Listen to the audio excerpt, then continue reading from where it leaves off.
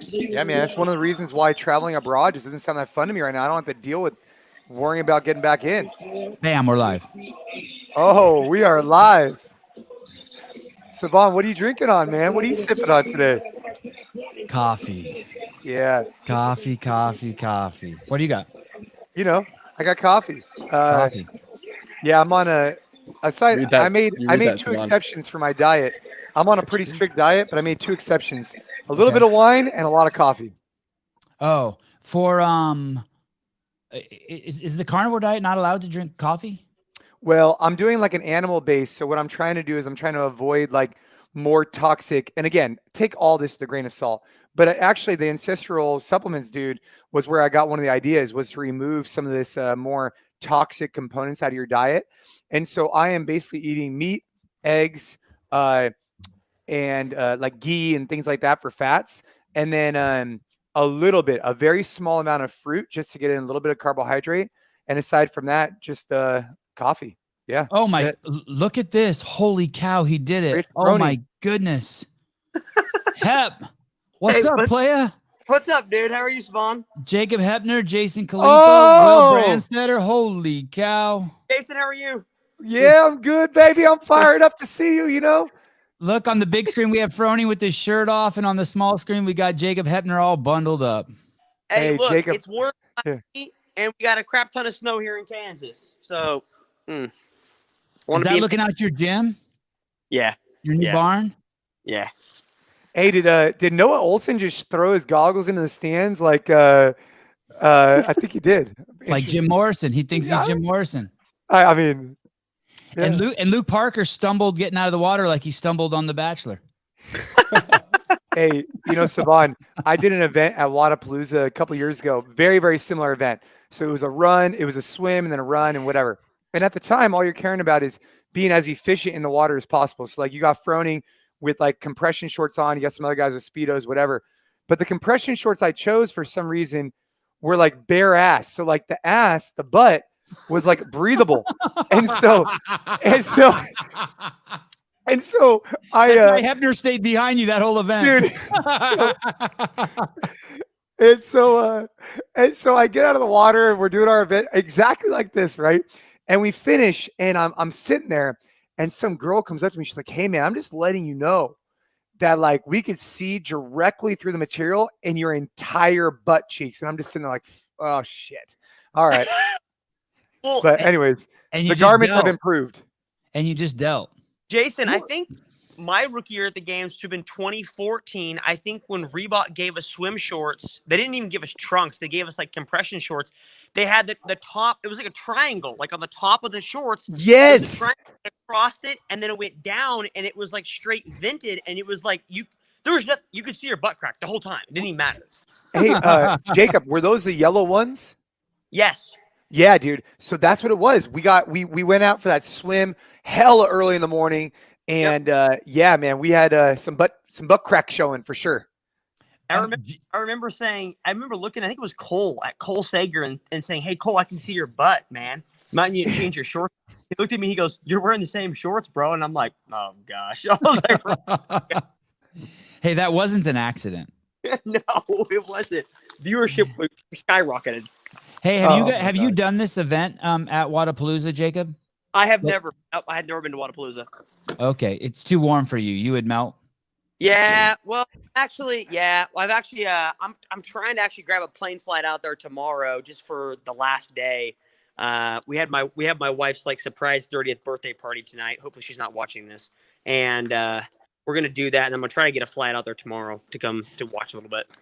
This morning when I reached out to you, you said you might have some troubles coming on because you guys got smashed by a snowstorm. How is it? Did you lose power? Yeah, we lost power in the house. They got the barn back, and so we're trying to get power back to the house. Since it's on a little different grid, so. And normally you don't have internet at your barn. You have it now, or because your picture looks good. Hey, maybe the Kansas internet has improved. I don't know. I don't think the snow knocked out the power. I think some idiot that doesn't know how to drive in the snow knocked out a power line. So. Gotcha. Oh, man. How does Con Porter's penis not bounce out the top of that? Look what he's wearing. My wife doesn't have underwear that's that small. Oh my gosh. That thing is crazy. Hey, You know, you can. So let's just be honest. You cannot get an erection in that. You cannot. oh, you mean if you're out there? Yeah, you cannot. Oh, dude. Yeah, if you're out there, like, that's not good. No, that is not a good look. You get You a cannot. I even mean, if it you would get a have little nowhere to semi, go. it's not good. I No. mean, I don't know. You could maybe make like a marketing and branding ploy off it and see if Viagra wanted to sponsor. And Savon, there's no way you can go ahead and do a tuck because there's nowhere to No, tuck. You nowhere can't to tuck tuck. because There's nothing to that suit. hey, you know what I love about Bo? The knowledge and experience that Jason brings this is amazing. And we're talking about the tuck. I promise I will add some value, some actual practical application here for the event. But for now, we're having fun. So why are you coming out tomorrow? Do you have a sponsor out here or a booth you're working, or what are you doing, Jacob? No, I got Olivia's out there. Olivia Kirst there that Oh, I coach is out there competing right now. So is she in the elite division? she, no, she's in the 16 to 18. It kind of upset me. I wasn't quick enough on the draw to get her to sign up for the end. So like the CrossFit Games this year changed their rules where you can't attempt a semifinal in two different age divisions, which I think is stupid. So she can't. She has to choose between teenager or going individual this year. So we'll do teenager. Well, they announced that, and at that point, the qualification for Wodapalooza had already passed to allow her to go elite, which she could have qualified. So I actually hit up Loud and Live, and they were like, "Hey, it's already passed. We can't get her into elite. She'll have to do teenager." So she's doing the 16 to 18 this year. So Is she gonna just crush it? I mean, she has to, right? she's crushing it right now. I think she's the youngest in the field. She turned 16 like 2 weeks ago, and if she doesn't win, then she can't come back to the barn. Gotta say, She can't come back to the bars. Did you watch what happened at all yesterday, Jacob? which with the I haven't watched any elite. This is the first time I've watched the individuals actually compete. Okay, I'm going to ask you to judge someone very, very harshly and honestly. We had Sarah Sigmund's daughter out for 9 months or a year. We had her come back to Dubai and perform. She had I think she had ACL tear and she had some surgery on it. We were all excited to see her compete in Dubai. Then she shows up to Wodapalooza just a month later. Is that a bad idea? And now she's out with an injury. We don't know what her injury is. Is that a bad idea? Should her manager, her coach, should El Haj and Snorri should have like tied a 200-pound kettlebell to her ankle and made her stay? Why are you sure it's an injury she pulled out of Wodapalooza? That's a good. Look, I'll play devil's advocate. Okay, please. Or do you think it's possibly? And this is just me. That was a great question, by the way. There is a presupposition on my part that it's an injury. So, first time when I first read that, and again, I love Sarah to death. The first time that I thought to myself, I wonder if she went there, she wasn't prepared for it and wasn't doing as well as she thought she would. And as an athlete, some athletes would rather pull out than put forth a bad God, show. I hope that's it. God, I hope that's it. Well, I mean, Savon, we talked about that a little bit yesterday, right? How these intros this season could be a blessing or a curse, right? They could be a blessing because they could be a confidence builder that's earned, right? Not just you pumping yourself up in the barn with Jacob Hebner, but actually going out there and earning it, right? Winning the 16 division as an example. Or it could be a confidence, destructor. It could be a really bad so I think maybe you're right, Jacob. Maybe there was something else going on. I was a little shocked to hear that she was injured. When we were watching her cleans, I felt like she looked healthy to me. But you never know. Maybe her position was off and she tweaked it a little bit. There's some context on that though. Would it be weird? It seemed like she's injured because she clean and jerked 232 in Dubai. And then she was struggling with 195 yesterday. So then to even clean it, she was struggling. Oh, you want to hear it? Dovetailing off of Jace's statement, here's a good story about Noah Olson that I have a bone to pick with Noah. So, woo, give us the bone, baby. Or that sounded weird. Never mind. My people about this, but in 2016, I think 2016 was the year he did not do well at the games. He got like 16th, I think. Was that Luke Parker that his pass got first? So there's mayhem. It's going to get first in the event. Thank you. Yeah. Interruption. I think Noah got placed badly in 2016 at the games. And before, going off of what Jason said, before that, when we had regionals that year, me and Noah met up and did a training camp together. And I programmed it. It was pretty unbiased. It was just a bunch of like grunt work stuff. And I think Noah talks about it later that he realized he wasn't in the shape he wanted to be in. He got destroyed there. And so he overly trained for the games and peaked too early and then went to the games and didn't do well. So what Jason's saying happens a lot to a lot of athletes. It can be a confidence destroyer, a confidence booster. And sometimes if it destroys you, you peak too early and it screws you in the actual season that matters. Just so you guys know, as we're watching the final moments of the men's elite team, it looked like Froning's team came in first, then the boys, which is Noah Chandler and Travis Mayer, and then Thunder from Down Under, which is the guys with the little bathing suits. Yeah, I'm looking at, hey, Jacob, I'm looking at Olivia. I'm looking at the leaderboard. She has a second and a first, but, I think for these teenage girl division, they don't have too many events. So they got to make sure that each event really means a lot. As a coach, I'm curious for you with her, and maybe you could add some, share some perspective. How do you prepare one of your athletes when they only have 6 events? What is that like? Yeah, so she did the same thing at the games this year for the 14 to 15 division at the games. They had I don't remember, it's about 6 or 7 events probably. And she always has one bad event. She's not a great runner. She's very different than me. And so for running events, we have to play a lot of catch up and survival. And so her first event today, she just finished this one a couple hours ago. I think she got 6th or 7th, but she will win, or she should win, every single event for the rest of the weekend. So yeah, you're going to have a bad event, but if you win every single event after that, which that's my expectation she should, because she destroyed me in here every single time, then she should be fine. Is that an acceptable answer, Jason? It's an acceptable answer. Harry, I'm wondering what, Harry says Jason has too much interaction with Savon. I'm not quite sure what he means, but Liz, I wonder what Hinshaw was saying about us. Him and I have spent quite a bit of time rowing, swimming, and running. So if he said anything nice, let us know. If he said anything mean, just don't let me know. So Jacob, you're going to fly all the way down here just to support one of your athletes? Well, yeah, I couldn't make it because of a birthday party. So I got to support my wife first, and then second comes Olivia. So yeah, that's pretty impressive. I'm still impressed. I'm looking to get out there tomorrow morning. I'll only just catch one event, but at least I'll catch the award ceremony when she stands on the top of that thing. So, wow. How far is that from Kansas, Jacob? It's like a. I can get a direct flight for it's like a 2-hour flight to Miami. Not bad. Yeah. So you'll fly in tomorrow and then just fly back? I'll fly back Monday. We got a big crew out there right now. Say that again? We got a big crew out there right now. I'm just not out there right now. So. Gotcha. Yeah, you don't need to come. Chill, relax. Let the girl have some breathing room. She wants some space from you. No, she texted me last night. And she's like, "Man, I wish you were here." And that was like a heart thing for me. I was like, "Man, I want to be there now." When you hear something like that. Jacob is a good dude. He is a good dude. Jacob, what are you working on these days? We see Scott Panchik has emerged from the hole he buried himself in. Is there any chance we would see that from you?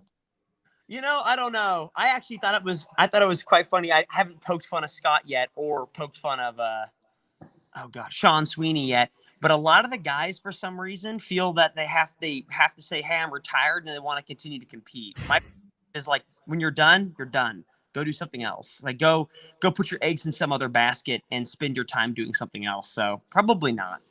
He had a pretty good explanation for it, Scott, when we asked him. He said, when you're done with football, you're done.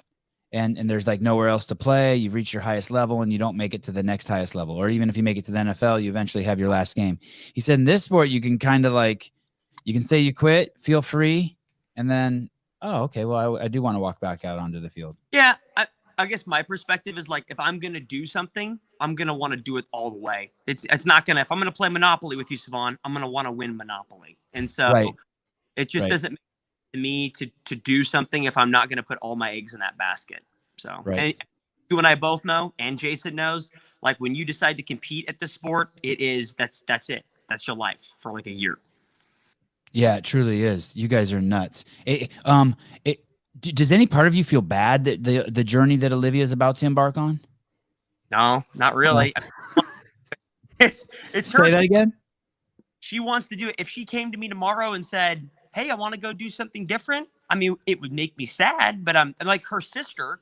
Her sister was really good and went to the games 3 or 4 years, and she's off at college doing her own thing and doesn't do CrossFit anymore. So if she decided to go do her own thing, I'd be okay with that. Right. Well, thank you so much for checking it. I don't know if you heard or saw it on the live stream, but there's a slight dispute that just went down with this heat. It looked like one team was told to go around the buoy, and the other teams went on the opposite side of it. So the team Thunder Down Under was in front, and they were told to go around the buoy, which then put them behind the rest of the crowd. And that's why I think Rich passed those guys on the swim, right? Correct. So Matt, I'm curious, what are they gonna do about that? I mean, this is Savon, this brings up the exact point that we were talking about yesterday, where you have new events all the time. It's anyways, you're going to continue to see these type of things, and it's really unfortunate. They don't pay the judges enough money. Triple their salary. Yeah, triple their salary. Triple nothing, still nothing. Hey, and that's a shame because those guys are probably the best swimmers, right? I mean, I'm being highly prejudiced based on the fact that they're from Australia, but you have to guess Con Porter, James Newberry, and that giant DeLugo dude that they're on their team. That those guys they can breathe underwater. Yeah, I think. Did you see Vellner's baby right there that just walked by? Oh no, is it getting big? Yeah, cute little kid. Hey Jacob, Brian Friend. Sure. Go ahead. Ivan wants to know if you're scared that Dave Castro is going to come and demolish the tactical games now that he's unemployed. Fair question. We should probably start with boxing first. He should probably do boxing first. I'm pretty sure I don't have to train to beat him up in boxing. I've done that in months. Yes. Wait, so is that the next match? Because I saw on here, John says word on the street is Jacob wants to box Khalipa for his second match. Word on the street is that it's going to be you and Castro.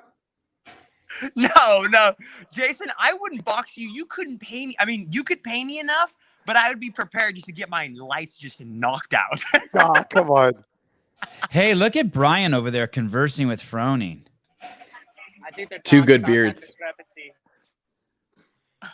Okay. Hey, so let's be clear. It wasn't Rich who made it too short. It was those guys who went too long. That's correct. Yeah, it was a miscommunication as to where they were supposed to go. It wasn't anybody trying to take a shortcut. It just wasn't clearly explained. Coffee and Pods from with his European money has offered to buy Souza and Friends a coffee. Thank you. You may need to buy some gasoline for Hepner's generator. Oh, sorry. It wasn't Vellner's baby. I'm getting corrected by Graham. I apologize. I didn't know. I thought it was, but I was wrong. All right, Jacob. I appreciate your time. Thanks for popping on here. It's people like you who make this show so cool. You're not as cool as Jason. Jason won the games, but you're pretty damn cool. I was never going to win the games. I could have told you that a long time ago. Oh, man. You are good. Jacob, you are damn good looking, buddy. Hey, have a great day, man. And I hope that, any of your athletes perform just as you want and as they want, man. Have fun out there. Thanks, Savon. Have a good day, Yeah, guys. hey, Jacob, just so you know, I'll send you a link tonight when we go on again. If you're in front of a bigger screen, you can jump on. If not, low stress. The people love seeing you, though. Okay, sounds good. Just send me a link. Let me know. Okay, thanks, man. Stay warm. Stay warm. Stay warm. Stay warm. Wow.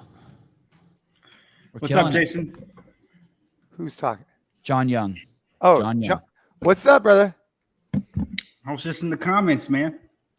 Oh, now you're jumping out here. All right, here we go. Yeah. Let's go. Let's see if Souza, can we get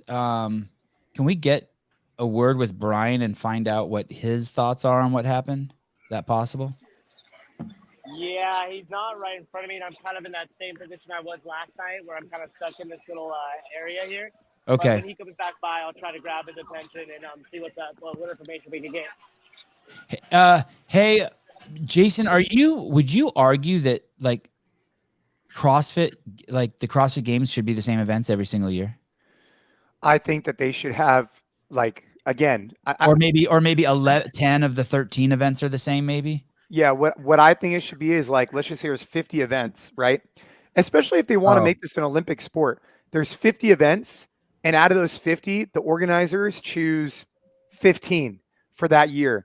I think it would just be so exciting because then when you talk about setting world records, it's like legit. When you talk about setting certain records, and then you can say, hey, this record of Jackie was done in 2014 by this guy. Let's see if this could be done. Or I think it would be really compelling for the long term of the sport. And I think you would start to alleviate some of these things. I mean, look, we already saw yesterday with the flip, or maybe it was yesterday, the day before, with the flip having some discrepancies. Now all of a sudden you're having the swim challenge. All I'm saying is I think long term it would be nice to have some more level of consistency. You know, I hate the idea, but I think I hate it just because of change, because everything you're saying sounds smart.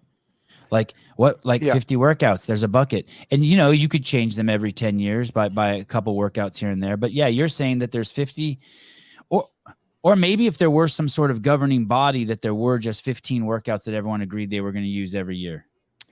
All I'm saying is I think for the longevity of the sport and to really see it build even more steam than now, I think as a spectator, imagine if there was like events that you could actually do yourself. And then all of a sudden you see Noah Olson do it in a minute. Like Fran, for example, when you see someone do Fran in 2 minutes and you know that it takes you 10 minutes, there's some level of like, okay, I could equate that. But you don't really know what it feels like to flip a pig down the arena and use a heavy jump rope maybe. All I'm saying is I wonder as the sport evolves how to streamline it a little bit so you remove some of these inconsistencies. It puts less stress on the judges and you could look back on decades before, you know, it'd be like if football was different every single year, you would never have any records to beat. Right. Jason, would you make the workouts a little bit harder then? Because when you hit a certain fitness level, Fran's unbroken for everybody. So then it's just who is the shortest levers is going to, as far as world records go, you know what I mean? If we're really going to dive into it. Because I don't think anybody's beaten Colton Mertens then just because his levers are so short. Sure. I mean, look, I just use as an example, but here's another example, right? You come up with 50 workouts, some longer, some shorter, some this, some that, whatever. It would be interesting to see a specialist. So let's just say Noah Olson's like, dude, I'm really good at pistols and whatever. I'm going to just specialize and try and set the world record for Mary. That's all I'm going to do. And I want to get like this. I think there's something to that in terms of like, I don't know, just getting the crowd fired up too, you know, like, hey guys, this person holds this record for this, blah, blah, blah. But I get what you're saying. I think you'd have to pick the events very strategically.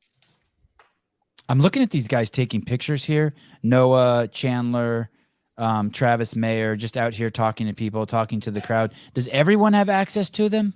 Or are those just employees of the event? Like we see a fence there. Is Noah in the cage or outside the cage? He's in the cage. He's in the cage. Yeah, and they're behind. They're in the back right now. Like you see how this is all blocked off. Yeah, all the love, baby. Is he on here? Yeah, he's right here. He's this guy. What's up, baby? Hey man. Said what's up. I can't hear you, but you look great. He said what's up. Hey, so how was that swim for you guys? Did you know what was happening with that buoy situation out there? No, because me and Noah were side by side when we like looked at each other, made eye contact, and then we both just kept swimming because that was where everybody else was going. So we're like, all right, I guess we're going to the right path. But I don't know. Was it just because it was confusing once you guys got on the water with expectation? So. Yeah, no, and then like people on the paddle boards were saying go. So I don't know. Yeah, it's just a mission. How'd it feel on the runner when he came out of the water there? Good. The first like 30 seconds was kind of like a little shock to the system of just rowing and swimming, and then it was just like that initial feeling. But then about a minute and a half in, I was like, okay, now it's just settled in. Now it's just short transitions and fast. But it's good. Awesome, man. Thank you so much for your time. Hey, ask him this real quick. Go, spit it. Ask him if he has trouble when he talks to Con Porter not looking at his bathing suit. I don't know anybody. Got it. Hey, Travis. One more question. Savon wants to know if you have trouble staying focused when you're looking at Con Porter's Speedo. No, I was able to focus on my wife. Liar. Thank you, Travis. Hey, just to kind of close the loop on this whole conversation, I'm trying to impart, right, is that you might be able to add in some unknown workouts. All I'm saying is that if this sport wants to one day be at the Olympics, if this sport wants to have some level of consistency for the long run, the unknown and unknowable all the time leads to a lot of uncertainty and challenges, especially for an event organizer and for the spectators. And so I'm just bringing up the thought that, hey, if you want to have one unknown event or whatever, that's fine. But this whole idea that the workouts are programmed by a single individual and done like in a warehouse back where no one else can see it, I think it just brings some logistical nightmares too. Because then when people find out the workouts, it gives them an unfair advantage. Whereas if they already knew what the workouts were and they were going to pick from 50, maybe that's a better way of doing it. But by the way, I my sentiment exactly as Adam Boyle's. It doesn't. I'm not saying that I still like some of Jason's ideas, but fuck the Olympics. Dude. Okay, and Adam, I'm not saying it. All I'm saying is, as a group of people, we need to think about, hey, what is the long-term strategy for the sport of CrossFit? And these inconsistencies are going to be a challenge. Always having to reinvent the wheel is going to be a challenge. It's going to create situations, and if that's just the way it is, that's fine. But I think it's worth the conversation. Hey, that show that Tommy Hackenbrook and Hunter McIntyre were on, that Broken Skull Ranch. Yeah. That was actually a pretty fucking cool show. That was a neat show. You watch one or two, you got hooked, and it was basically the same thing over and over. And I really do feel what Jason's saying about, like, you have at the games, it is the same 10 events every year, and there's them 5 unknowable. I like that. And then what it does also is it lets us know where people stand. So we know what Vellner got his first year. We know what he got his 5th year. We know what he has to beat. We know where people stand. I mean, it makes for a lot of interesting discussion for the pundits. So it's a great idea. Hey, it's I say our sport. We can try anything. They should just try it one year. Yeah, and like, look, Adam, I appreciate your perspective. Like, briefing the athletes better, 100%, right? Making sure that the judges are on point, 100%. I'm not disagreeing with that. The challenge is when you have all these variables that are constantly changing every single year, every single event, it creates a margin of error for your judges that are all volunteers and doing a phenomenal job. But if the rules continue to change, and I mean, I'm not talking like the NFL rules. I saw, the NFL rules change once a year. Yeah, maybe a little bit, right? But maybe the overtime rules change a little bit, but it's not like the general rules of the game change. Every single event, every single time, the rules are reinvented. I just think it's worth a discussion. How does this work? Are they on chips? How does this work that like they're just jumping in one at a time? Has this started?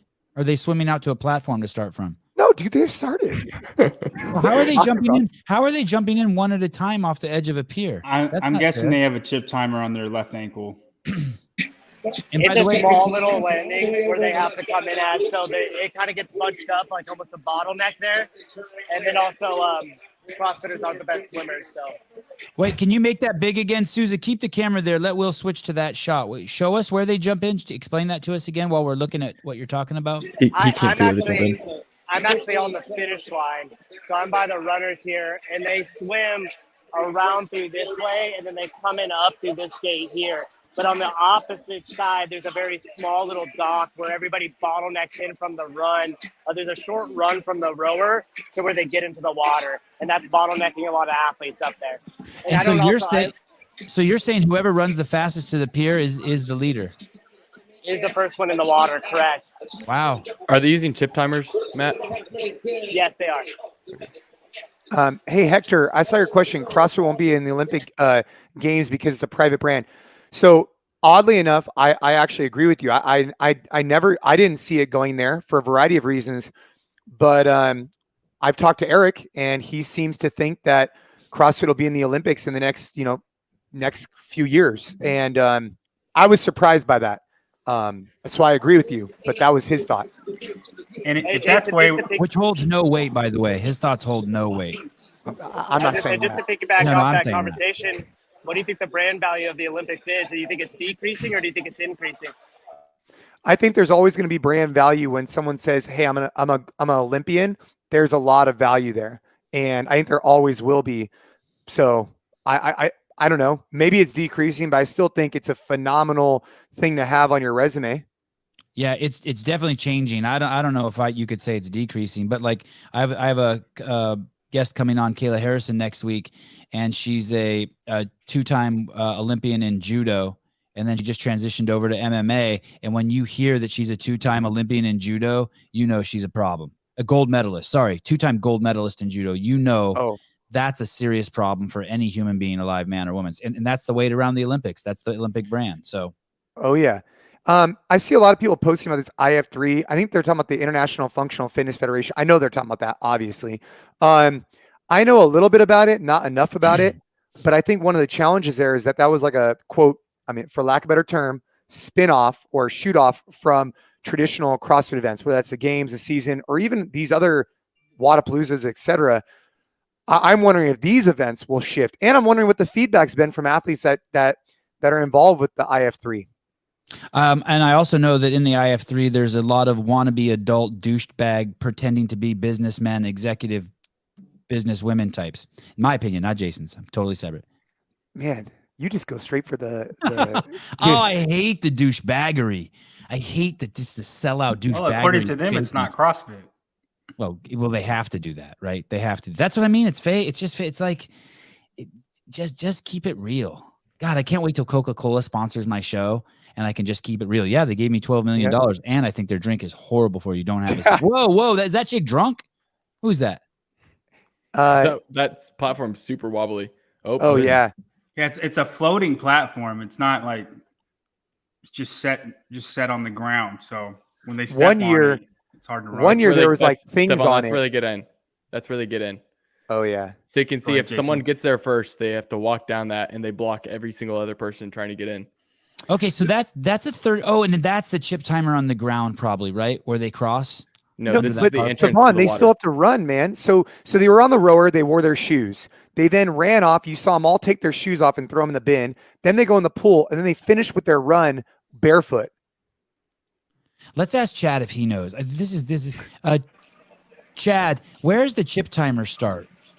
So they're wearing, one of the guys on the team, if they're in a team, is wearing a chip on their ankle. And then when they run through here, I don't know where it actually calculates anything, but they're going to come down here. This is where This is my point. If the chip timer starts before they get on the ramp, I'm going to say it took at least a minute for everyone to get over that through that narrow passageway. So the guy in the back basically has a 1 minute penalty versus the guy in the front. Correct? Am I thinking about this right? Well, yeah, but it depends when you get off the rower. So here's the progression. Heidi's, this is the stage where they row. It pays to be a winner. I see what you're saying. So there's a lot of strategy because you row fast, you get in the water first, but you're more tired. You know, there's a payoff. So interesting strategy. But this is the stage where they start. They go along this black path. Then Chad is where they run down to the water, go down that ramp, jump off the platform, and then Matt is at the finish line where they run. So they get back up on that big wobbly stage out of the water, come up and run, and then finish right here.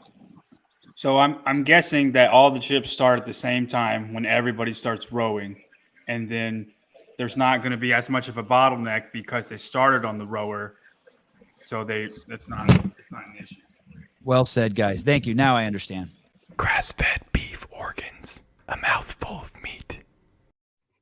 I just like Savon, I just stare at Jason when we come back because he's got a big old smile. He's just like mouthful of meat. Come here. So just to answer a few of your questions, come here, Kaden. I'm watching this. Stefan, I hope I'm pronouncing that right. Jason, what do you think about people saying Matt Frazier could not come back and win since he's had a year off? I think Matt Frazier, if he wanted to, first off, I don't think he would ever, but if he did, he wouldn't come back unless he thought it would be competitive, which for him means winning. So I do think if he wanted to come back, he could come back. And if he did come back, I think he could win. Adam, Chris Hinshaw, I mean, dude, when you look at an event like this, you got to identify where you can make your money. So like for me, back to Savon's point, I would probably go out on the row relatively hard. And the reason for that is I don't want to get in that bottleneck in the water, not so much the run, it's the water. I want to be able to just have maybe a few people in front of me to break the water. But for the most part, I'd like to be out of that major pack. Because what happens is most people on the row, let's just say they're rowing at 2 minute pace, hypothetically. Everybody gets off around the same time. But if you could row at a 150 pace, you could get out in front of that pack and not be in the junk when everybody's out in the water, which could be a lifesaver. I've been in the water before, and I'm rowing at a fraction of my pace because there's too many people in front of me. So that's what I would do. I'd start off like that and then get on the run and just finish it up hard. That was an insane drone shot. That was amazing. I don't know why we haven't. I wonder if they just got the turn out today because that was great for context of everything. That was nuts. I'd like to chime in on the Fraser thing. My opinion's worth about 2% of what Jason's is. He will not ever come back. Once you get some distance from the pain cave, you can't enter it again because you get soft. And but he would come back if he thought he would sell an extra 6 bottles of Podium. So Jason thinks it would be to win. I think it would be for business decision. I don't think there's anything that you could do from a business decision based on me talking to him that would get him in there. I mean, the guy's made a lot of money. He's done a lot of really good stuff. He needs to have something bigger to come back. Oh, wow. I see. That's maybe an Olympic medal. I see this, I see Wad Zombie saying Kalipa and Krinikov. Who, Krinikov, Roman Krinikov. Is that what he's talking about? Oh, Roman. Okay. I've seen him. Yeah. I'd like to go back and get a screenshot of that, Will, of that drone shot in high res from their, can we mark the time on that? Can we see their stream? That'd be a cool one to use as a thumbnail for tomorrow's videos. Should I go to Loudon Live or to go to CrossFit? Jason, did you compete at 220? I competed at like 212, 210. Okay. Roman recently put on like 15 pounds and he weighed 220 at Dubai and it was like the biggest we'd ever seen him. Yeah, it's too heavy. I figured that's why they were comparing you guys though, because he wasn't always that big and you were always one of the bigger guys and a monster at rowing. So just so you guys are aware, there was a time in CrossFit that I felt like I was too heavy. So I went on full zone, full paleo, full this, whatever. I got down to about 202 pounds and my performance started to falter. So what I found for me, the sweet spot was like that 210 spot. Any higher, like that 220, I was too heavy for gymnastics. Any lighter, I didn't feel like I had like I couldn't do it. Right. Yeah. So that's for me. You think there is a guy that's a size or a weight that's just too big for CrossFit? I think so. Yeah. I mean, look at all the people who have actually won and performed well. Traditionally, you see the 5'8", 5'9", about 190 to 200 pounds, give or take, right? That's pretty much the body type. If you're over 6 foot, you're at a disadvantage in some things from a range of motion perspective. I'm not saying it's impossible by any means. I'm just saying the archetype for a CrossFit Games athlete is somewhere in that 5'8", 5'9", 185 to 200 pound ish. And there's obviously a little bit of margin of error up and a little bit of margin of error down. Right. The closest we've seen to that, not to that being broken, is Brent Fikowski in 2017. He was second and he was behind Matt by over 200 points. So he wasn't close to winning, but that's the closest we've seen to an outlier winning the CrossFit Games. Wad Zombie's asking about what setting they use on the rower. He's saying that a lot of people were at a 10. I don't think I would have gone at a 10 for this distance. I think they were on for 2,500 meters, if I'm not mistaken. And I would have gone at like a 7 or an 8 for that. Probably an 8. How about water getting into those air runners? I don't think it's a factor. Underneath it, it just kind of falls directly down. Which ones are those? Are those the assault ones? Mm-hmm. I think so. Have you guys ever rode on the assault rower? Yes. How does it feel? I like it. I have one in my garage, actually. So the way I would look at it is that the assault rower is really great for fitness. Super smooth, built tough. The C2 is more designed for on the water. So I think that if you have a desire to be like a rower on the water, I think the C2 is probably your preference. But I think from a fitness perspective, the C2, the assault rower, I think is great. It is smoother. I think the assault bike is smoother than the Echo bike too. By smoother, I mean it feels more like a real bicycle. Yeah, I mean, I like the assault rower for like a fitness perspective. The challenge is that holding a 2-minute 500 meter pace is a lot harder than on a C2 bike from my experience. And there is no damper. It's just fan based. And so it's a little bit of a different experience. Hey, she shouldn't be dancing. She should be resting. What about that? Have you done that, Jason? Run barefoot on one of these? Oh, Jason, I didn't realize they were using assault rowers. I apologize. I thought they were using C2s. I just assumed. Actually, that's my fault. So, yes, there is no damper. You're 100% right. Sorry, Savan. What were we saying? Have you done that? Run barefoot? Yes, I have. Yeah, and I run. How is that? It's not bad as long as you're running. If you start walking pretty slow on it, sometimes it pinches. You'd think it'd pinch, but every morning I'm in the garage with my kids, and for the most part, I'll just jog barefoot on that. And it's not bad. But as soon as you start walking every now and then, it will pinch. But at this speed, it's not an issue. Someone was saying earlier when we were listening to the feed that they were suggesting that your feet get really hot when you run on those barefoot. Have you experienced that? I have not experienced that. Okay. Especially with the water. I mean, I ran barefoot like this at Wodapalooza, and it was a non-issue. Oh, like basically an event like this, a run water event? I did this pretty much exact event, and except it was a little bit different, and it was a non-issue. I wonder if next year they'll say when they prep the event, they'll be like, now listen, guys, do not swim around that one. So only swim around that one. Hey, yeah, I don't know. This is an event they could do the same every year here. They don't need to change it up. Hey, Savon, Ashley says hi. Hi, Ashley. What's up, girl? Thanks for letting us borrow your husband. He says, thanks for letting us borrow your husband. Oh, she just said, my son wants me in the garage. All right. So, Sevon, why are you such an echoist? Egotist? Echoist? No, he's saying you're hating on the Echo bike. Oh. I mean, we used to have Echo bikes and assault bikes at the gym at HQ, and I just really enjoyed the maybe that's because the Echo bike gets you fit or shit. I don't know. I used to ride a bike a lot, like a lot. When I used to ride a bike like every day, and when I got on the assault bike, it feels like a real bike. And I just ordered one of these assault air runners. I've never owned an air runner, so I'm pretty stoked. Dude, they're super nice, man. Like they're much more challenging, I think, to run on. So anybody who's looking at the paces these girls or guys are running and be like, oh, I could run that. Well, you haven't been on that. The thing about this air runner is that it encourages a midfoot strike. It encourages you to have a slight forward lean. And it burns up your hamstrings a lot more than a traditional running position. Did your kids run on it, Jason? Yeah. My son actually wants to go do something right now. And traditionally, I'll do 30 seconds on, 30 seconds off with them. Now, keep in mind, like with my kids, we've been training for a very, very long time. In the beginning, I would start off with them walking on this thing, because if you lose mental focus, you can get pretty messed up.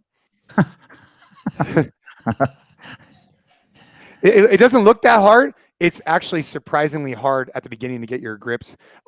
Hey, Jim, do you mind? He has a question, so I don't know if you want me to answer it or kind of, yeah. So if you're basically finishing 10th to 15th at the games, do you think it makes more sense to skip out on the games and make more money at these competitions? You know, the challenge is that if you don't perform at the games, you won't get invited to events like this. So it's kind of like a double-edged thing.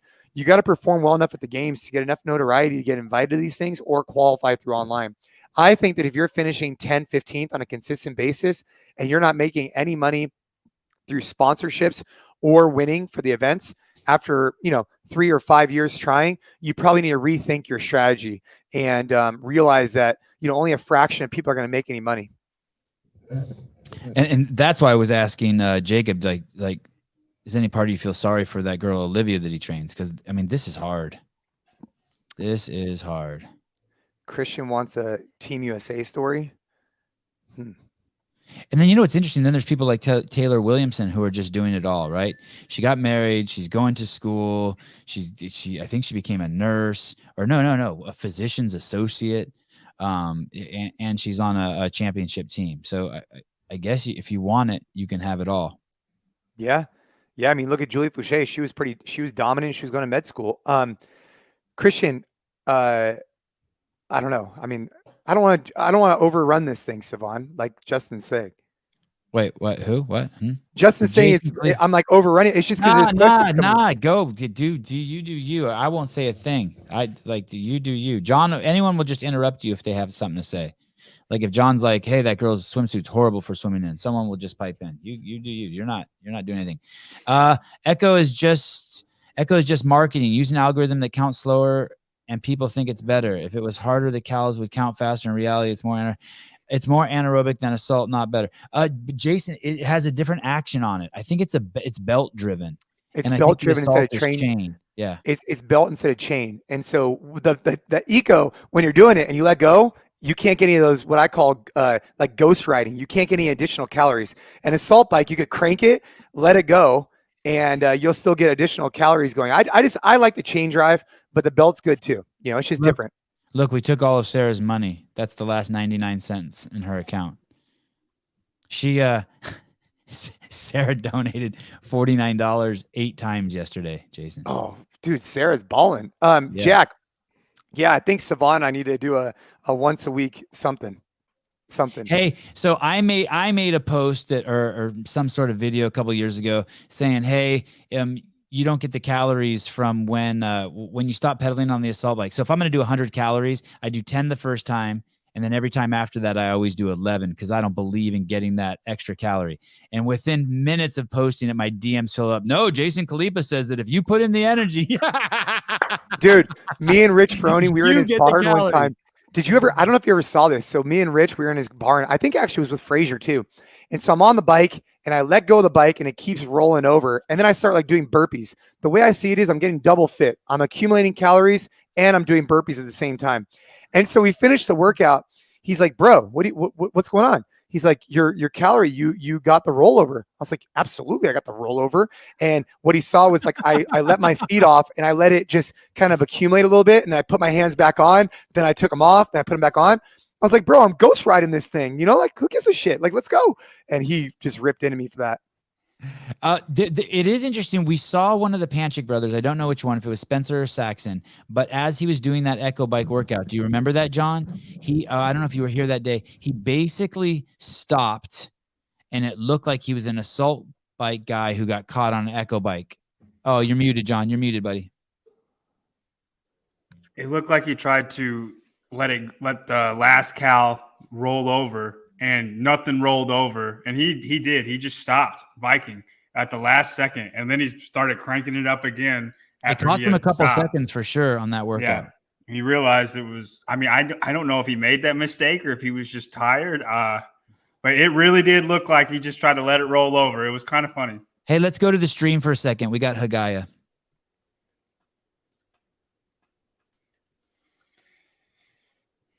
Runners. So we were like, let's do this. Wow, that's amazing. So what was the key to taking that event win? We knew my job was to get out on a fast swim and just start cranking away on our runner. So it worked out really well. We had one runner we could go a little slower and the other one we could sprint on. So was there anything that surprised you about this workout being so proficient in all these movements? I think the swim was a little bit harder than what we anticipated with, like, we've been practicing in the pool, so ocean is a little bit different, but I think we all did a really good job being in the ocean, so I'm excited. Thank you so much. Thank you. Oceanish. Blue City Cross to Taylor Stride, Morgan Ralphs, and Sarah Rush with the early time to beat 27:33. Heat number 2 is underway. And so but before we dig into this, I want to. Oh, go ahead, Will. Sorry. Oh, I was just gonna say, heat number 2 is the one that's to watch. This is maybe the best race going on right now in the entire competition at the top of the leaderboard. You have Team Krieger, who has a first place, a fourth place, and a first place. And they're 3 points ahead of Team Mayfem, who has a first place, a third place, and 2 second places. And Team Mayfem is 3 points ahead of Team GoWad, who has a third, a second, a first, and a third.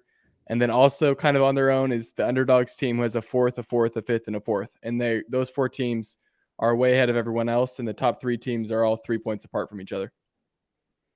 And that's who's on the rowers right now. That's Team Krieger. Christian Holte. Man, people say and Lena. Some guy jumped into my DMs. He's like, you need to make Brian eat his words for disrespecting Team Krieger. It's like, dude.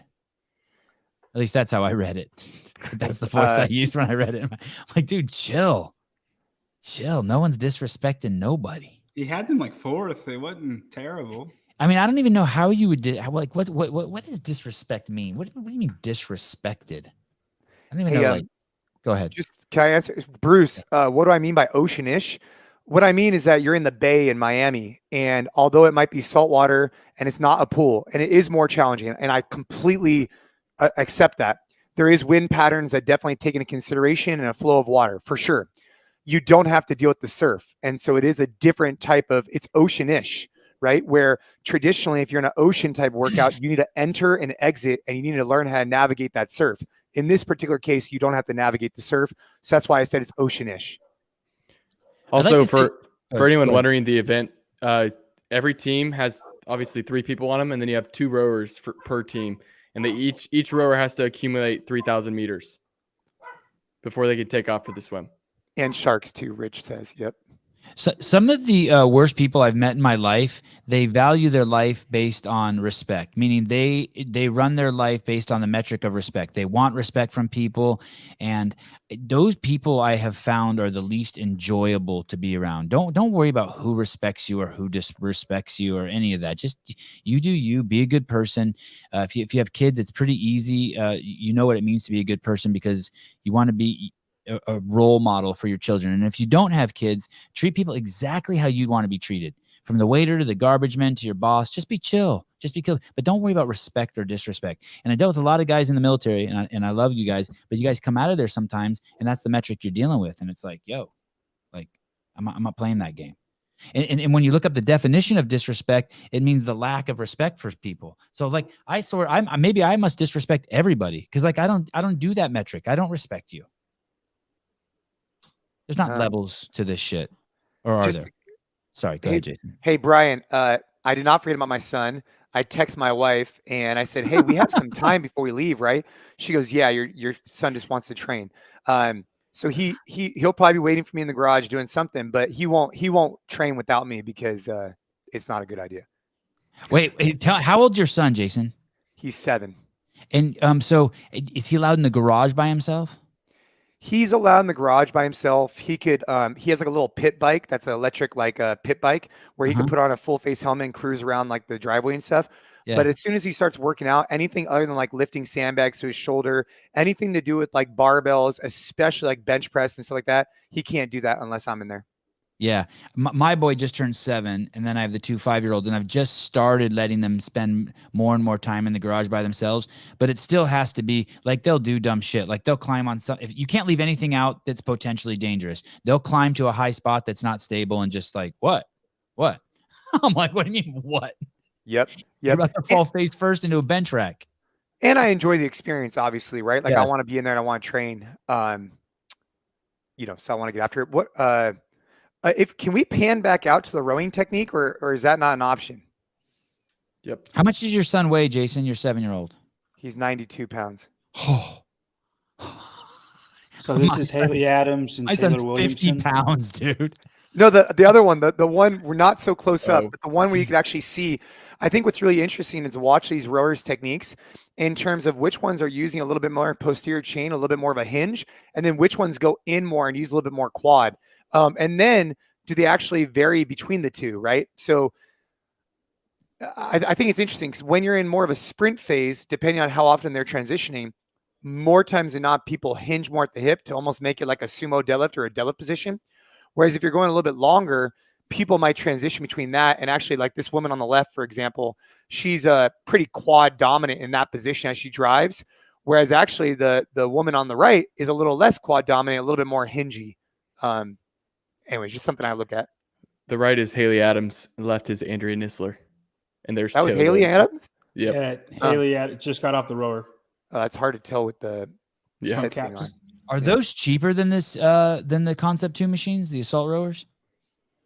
No, they're more expensive than the C2.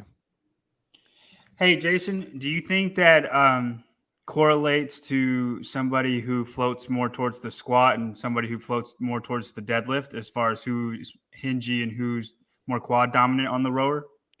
Yeah, a little bit. So just to note, these people that are rowing barefoot, I find that interesting because if you guys have ever rowed barefoot, it has a tendency to chop up the back of your ankle, regardless of how you do it.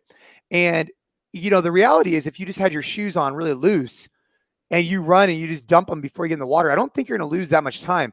But I am curious how many of these women are going to have a chafed up back of your heel and if that's worth it for the rest of the weekend. I row barefoot. I've never had that. What do you mean? I've never. You don't get that? No. He's talking about where your Achilles is. It just digs into it. My thought is that we talked about the bottleneck on the dock getting off. And so anything you can do to mitigate getting bottlenecked on the dock. Oh, here we go. To where there's the Mayfim team taking off first. So if they were behind someone, they don't have to take off their shoes. They can avoid the bottleneck. Hey, Harry says, Savon, in 2 years, Jason's son is heavier than Savon. It's crazy. Hey, dude, So- Caden repped out 65 pounds on the bench yesterday. Pretty good. Wow. Man, it's fun. When does he turn 8? In like 4 months. Wow, that's nuts. I just got my son a one wheel and he weighs 50 pounds and he can't wear shoes and ride it because it disperses his weight and the one wheel doesn't think anyone's standing on it. No way. That's cool. That's Yeah. crazy. It's so crazy. Okay, here we go. There's Haley. And why the bins? What's going on? That's just where they're putting their shoes. She put her shoes in 2 different bins. Yeah. So it has nothing to do with them putting them back on. They're not coming back to put them back on. They'll come back after They're the gonna bring event. them and get over. They bring them over to the other side, the finish line, all this stuff. Oh, and she's gonna swim with socks on? That girl? Hey, Chad. That one is too. Chad, I did see some people swimming with their shoes on. Is that common? Most of them are taking them off unless they. Can you show us? Forget, or they just There's run Kristen right through. Holta. There's Can you Team show us? Krieger. Can you show us them getting in the water, Chad? Yep. How about the girl who didn't even put her shoes in the bucket? Just left I them know. out? That Yeah, that person, doesn't- you know? So everybody seems pretty civil. Nobody's shoving people out of the way. But do you That see how thing they is- Oh, did you see that one? Not her. Yeah. She's never done a dive in her life. That girl hasn't. You could tell who's a little bit more comfortable and who's not, right? Leggings. Yeah, So- if you dilly-dally there, someone should just jump over you. Like that girl on the left, that's too long. Too long again. Too long. You're on there too long. It's just they're losing a second on that transition. But Oh, look at out- this, right? now You look see how but look where you're really slowing down here, Savon, is as you're walking down. Because the thing is, these girls, no matter what they do, right? They can't go faster than the person in front of them right there. Right. That's why the row is so important. And then in this case, look at that bottleneck, right? You're trying to swim and now you're navigating, getting kicked in the face, which sucks if you haven't had that happen to you. It sucks when you're swimming because it disorients you. Chad, show us how far they're going. To the buoy and back, around the buoy. Is that So the around pink? these, here, over there, they come back around and then up. Okay, so there's a pink buoy out there that we can see. Is that what they swim around? So they're going that way, and then there's a white one behind it, and then further to the left, almost on an angle, there's a blue one, and then they're gonna backtrack towards the stage, which is right here. Oh, I see. I see. That's where they're gonna get up. That thing way So back it's there. almost That- like a, it's like almost like a, I don't know, Like an L. like a half moon, crescent moon in a sense. Okay. Chad, I I, agree with what I Jason don't is know how you saying. got there to that spot, but that was an amazing spot. Because I'm sneaky. No, I'm kidding. They let me in. Well done. Very well done. That was an awesome shot. Thanks for getting that. I feel like Mayhem's going to run away with this win right now because they have clear water in front of them, and they were the first to get off of the rower. And they're all good at swimming because Mayhem does a ton of swimming. Hey, you know what? I love these comments. Bruce says, it's like the person who leaves their cart from the grocery store in the parking lot. The way she left her shoes out, she didn't even put them in the bucket. Oh, man. I love it. It's one of my favorite things to picture. Swimming on top of people sucks. I love it when Josh and Matt would tell stories about swimming at the games and someone would swim over the top of you. I loved hearing that and just picturing that. What a horrible True thing. as well. A lot of advantages to getting off the rower fast. What does that mean? Jumped into the clean water first. Like It's there was not no one in choppy front of because them or people around aren't them. in front Yeah. of you. Oh.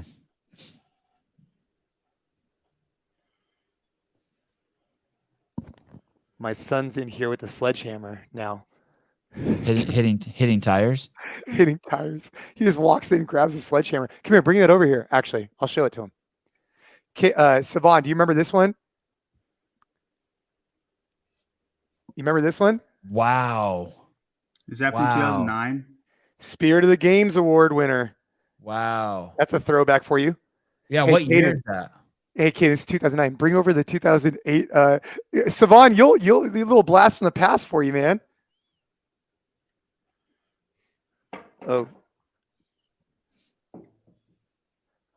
Let's see. Oh, was there something else? Which one you want? Here, grab the. Do you have the green one?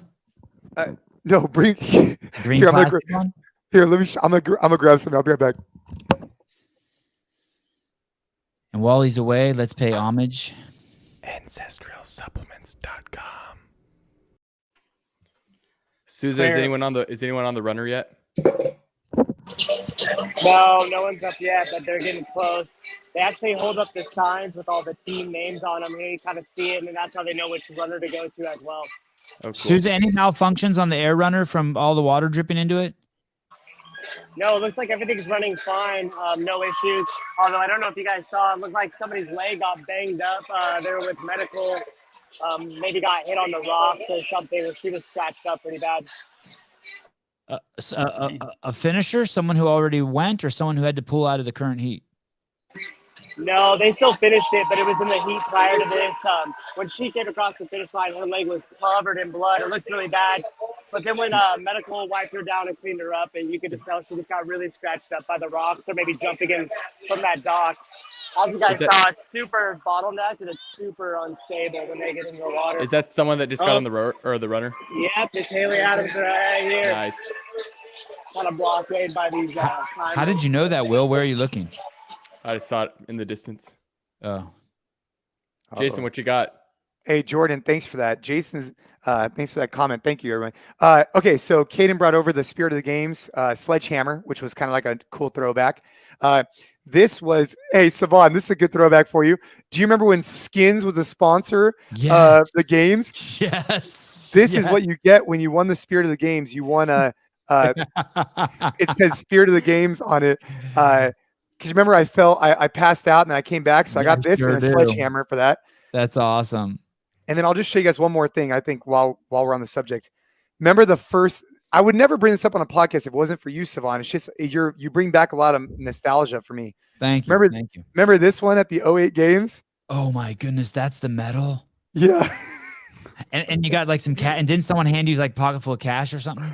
Oh, well. Do you get a Panda Express gift card? Do you want me to tell you what really happened with that? Yes. So,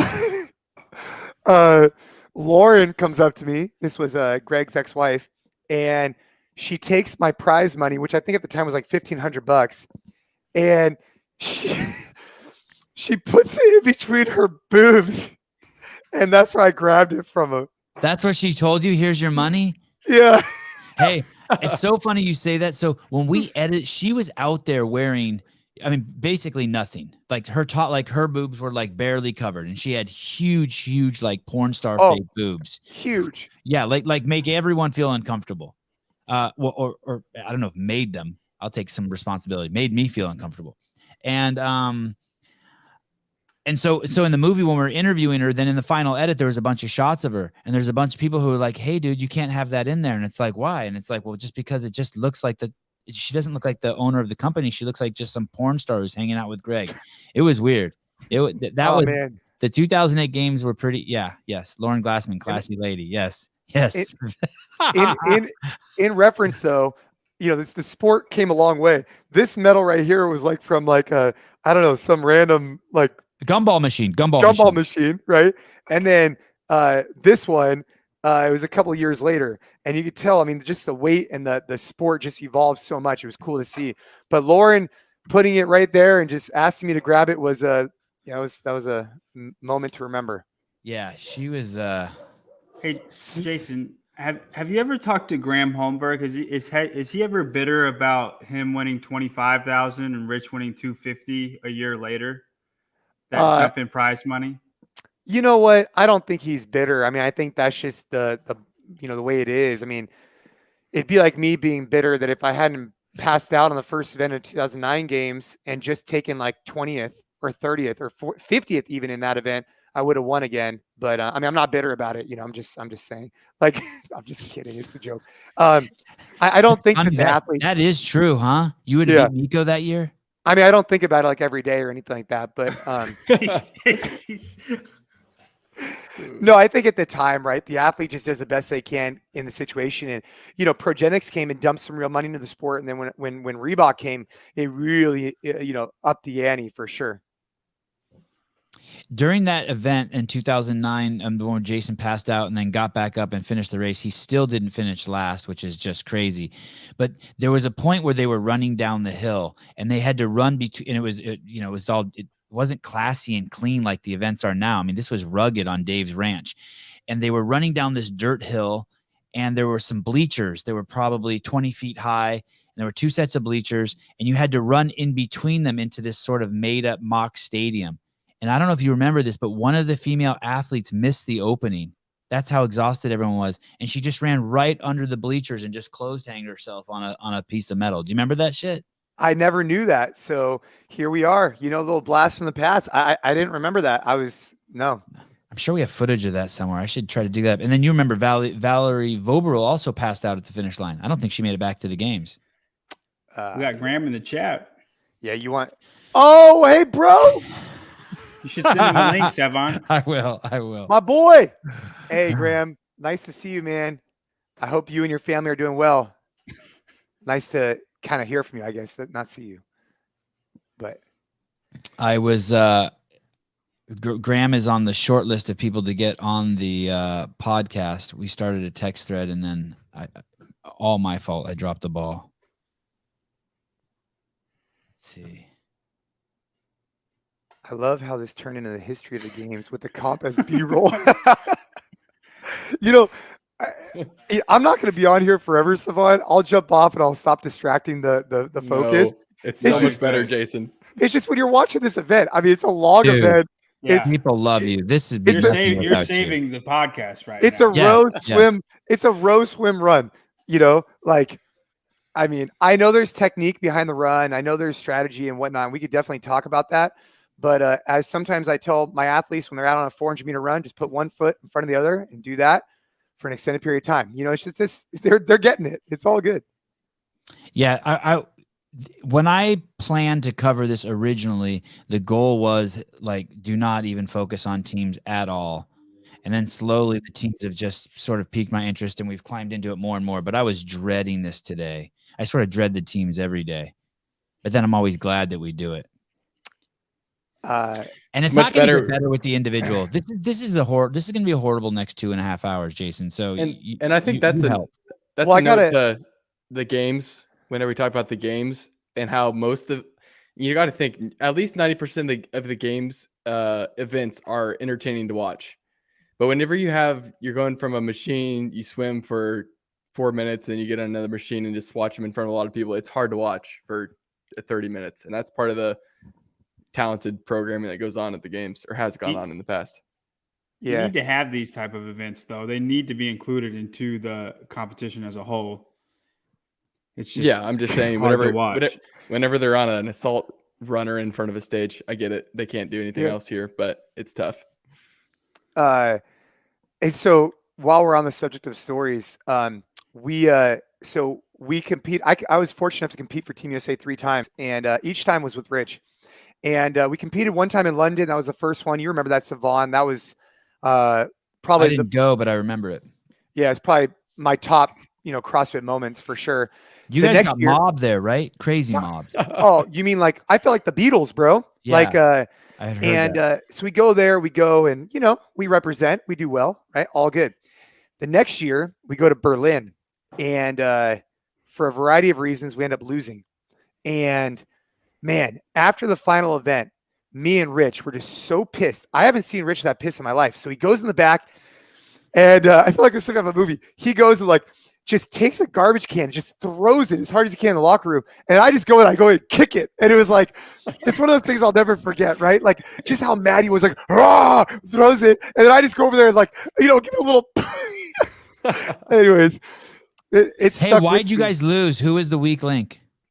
It was a team effort. It was a team effort. It's such a diplomat. I mean, who are the other people on the team? Who are the other people on the team? It was me, Rich, and Ben Smith on that one. And then it was Val Volberl, Lindsay Valenzuela, and I want to say Becca Voigt. And what team won? Not us. I don't remember who won. That's how mad I was. I think it was probably Europe or something. But man, and then we went back to the hotel. I had way too much to drink, and Andy Stump basically had escort me in the morning to the airport. It was a mess. I was gonna say that was the first time that he escorted someone instead of someone escorting him. I'm not involved.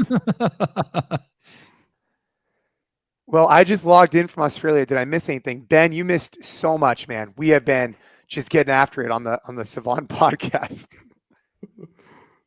Hey, what did Dave say to you guys when you lost? I'm sure he didn't help. He probably told you guys suck and probably rubbed it in your face. Yeah, he wasn't very happy about it either. That was really unfortunate. That was a very unfortunate situation. But we ended up coming back the next year and winning at the SAP Center, which was cool. There's Mayfim winning. It was Berlin and USA versus the world that year. Okay, so then the world won and USA lost. The world won. And yeah.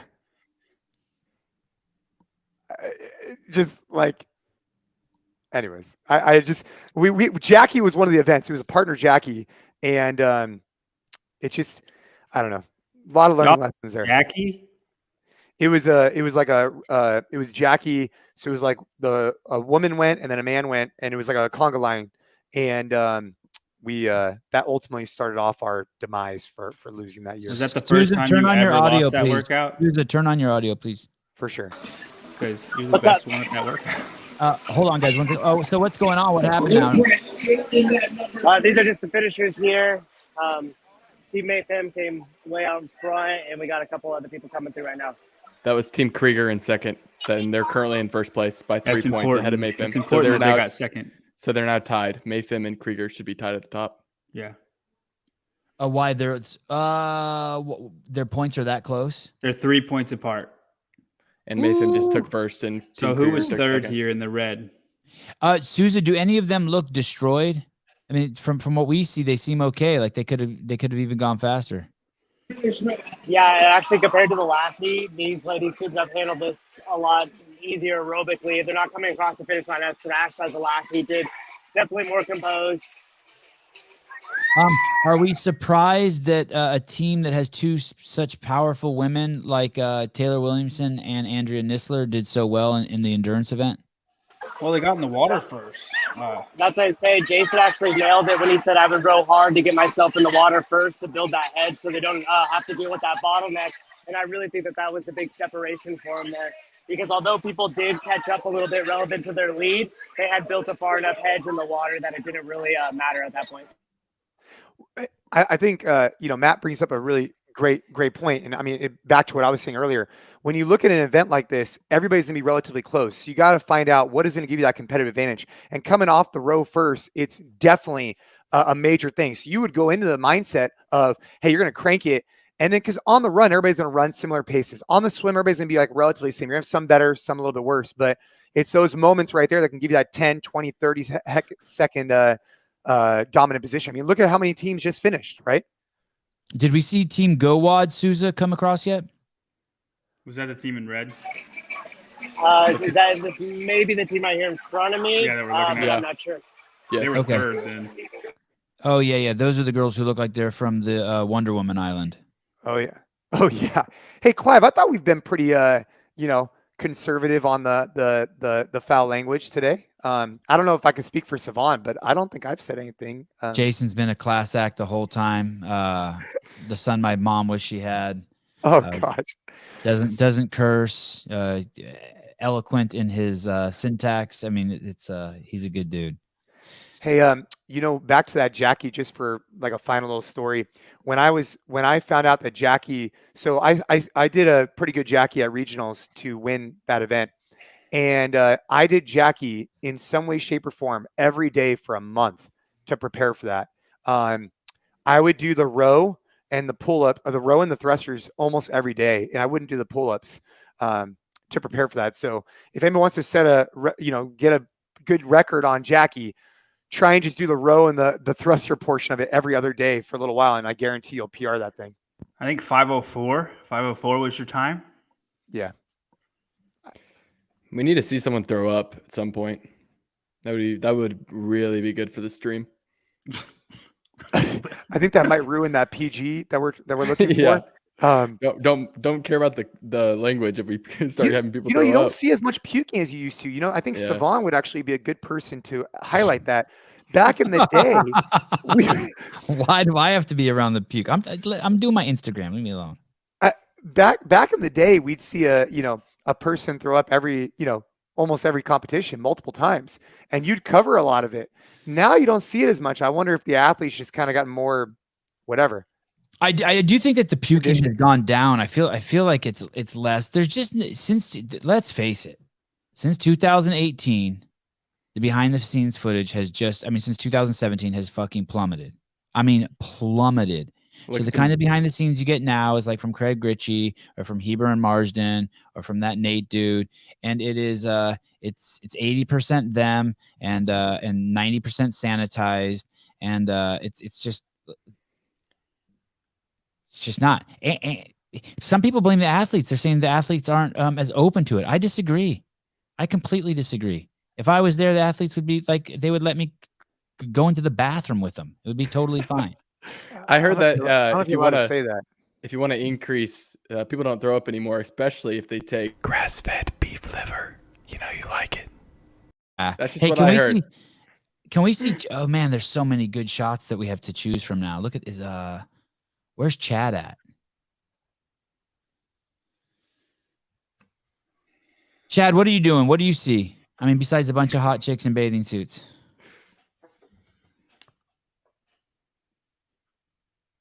Hello, Chad. Check. 1, 2, Chad. Oh, yeah, there's Christian. He might not be able to hear you. Okay.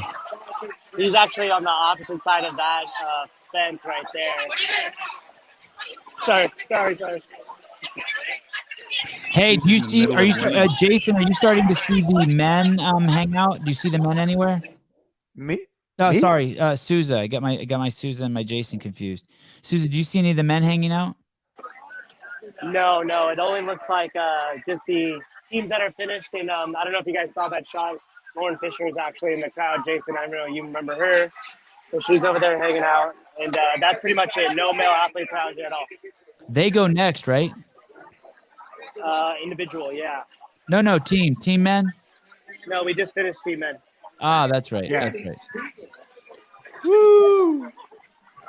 Yeah, you're right, Travis. It's also hard to throw up when you have a grass-fed beef organs, a mouthful of meat.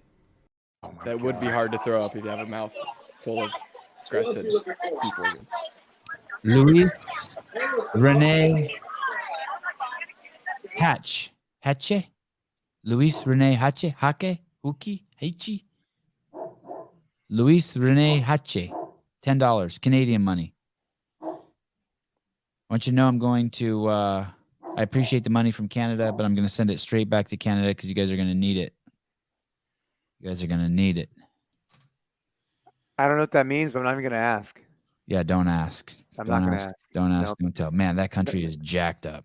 No political conversations, huh? Do you follow Justin Trudeau at all, Kalipa? Or do you know who he is? No. That's the leader of Canada. He's a scary, scary man. Scary man. I don't even know if he's a man. Let's see. Oh. Great job, ladies. Well, you know what's easy? You know what's funny? Gee Hash is that these are just basically all volunteers. Like Souza doesn't know how to. Chad. The only guy down there that we have that's a professional camera guy is Chad. Yeah, he's a professional photographer. He listened to the podcast. He offered to help us. Everyone else, these are just all volunteers. Chad sent me a picture of his setup today. He has a, what's the mount called on top of the camera, Stefan? Whatever. Shoe mount? Yeah, the shoe mount. He has a attachment for his phone, so it's mounted into the shoe mount on a tripod on top of his actual camera today. That's cool. Oh, there is Lauren Fisher. Yeah, that's a nice move. That's a nice move to do that.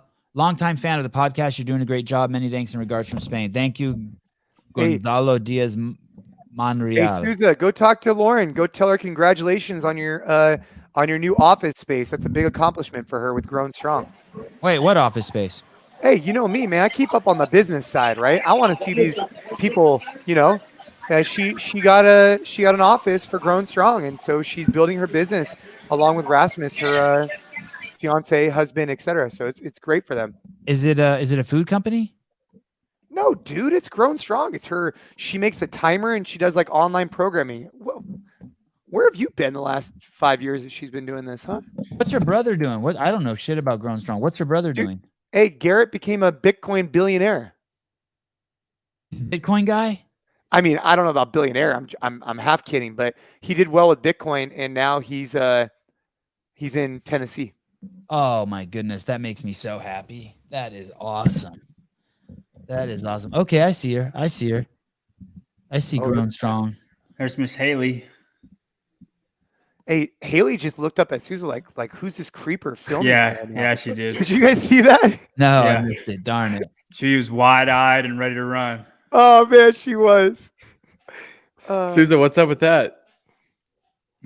What's up? Why'd she give you that look? Oh, she was showing her knee, and I pointed the camera and I said, "Are you okay?" And she covered it up real quick and said, "Yeah, I'm fine."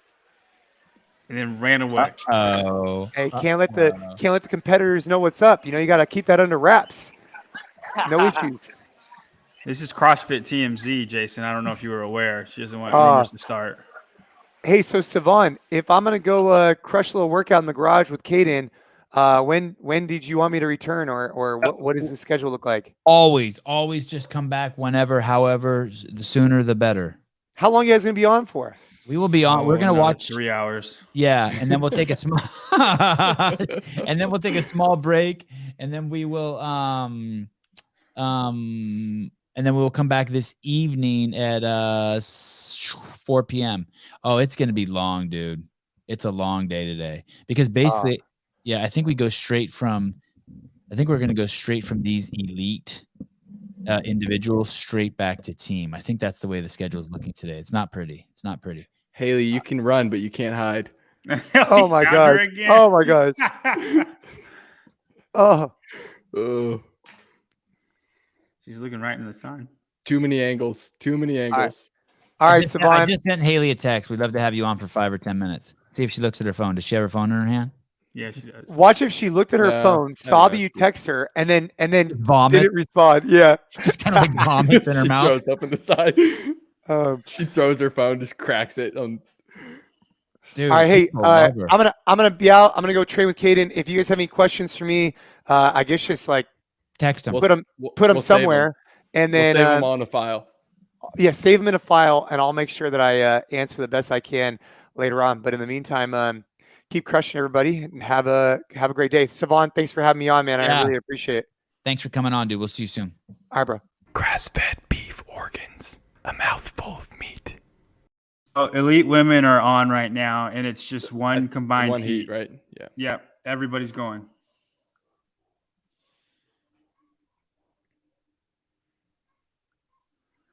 So, okay, so they haven't updated the board yet. Wow, they're on it. They are on it.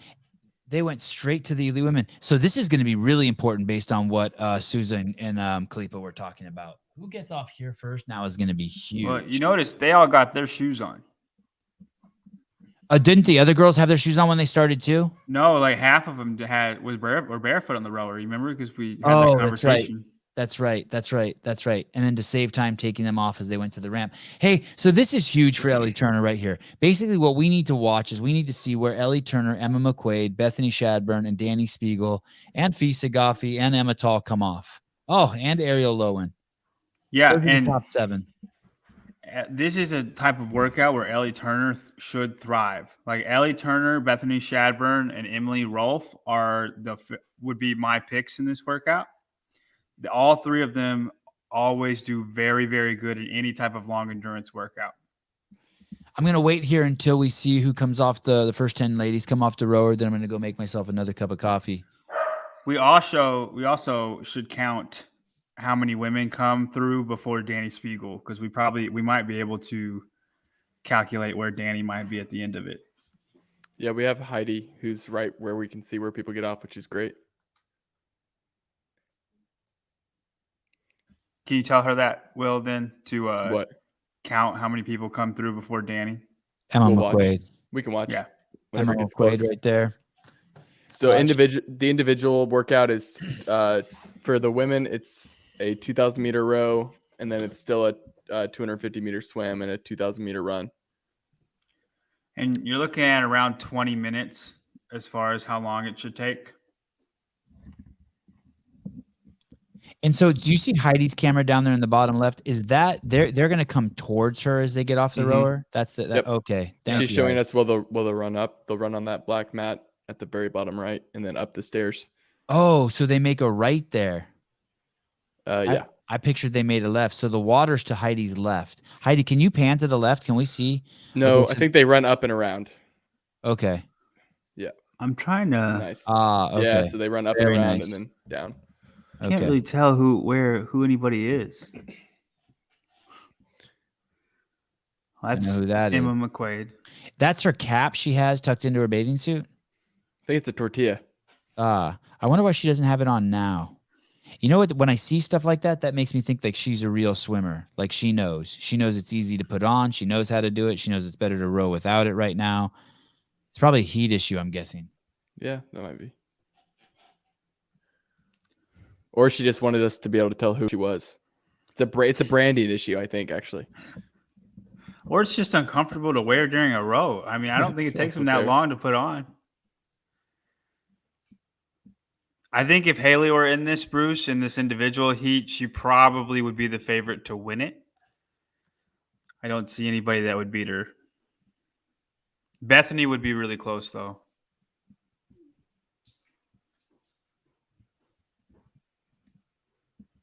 Oh, Sousa's with the winners of the VIP tickets, Sevon. Oh, he is? Let's see.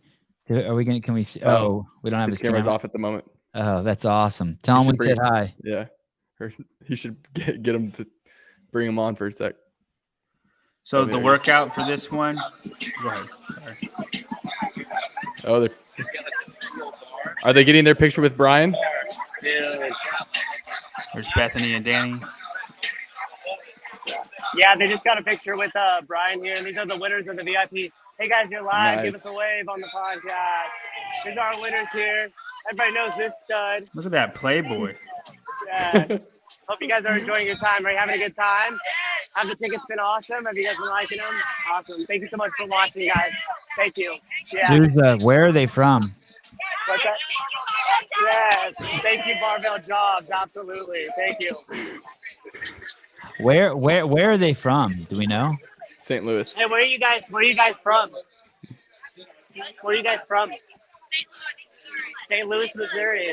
Awesome. Blue City Athletics. Awesome. Cool. Good stuff. Awesome, ladies. Thank you. You guys have a great rest of your trip. Mom and her 2 daughters.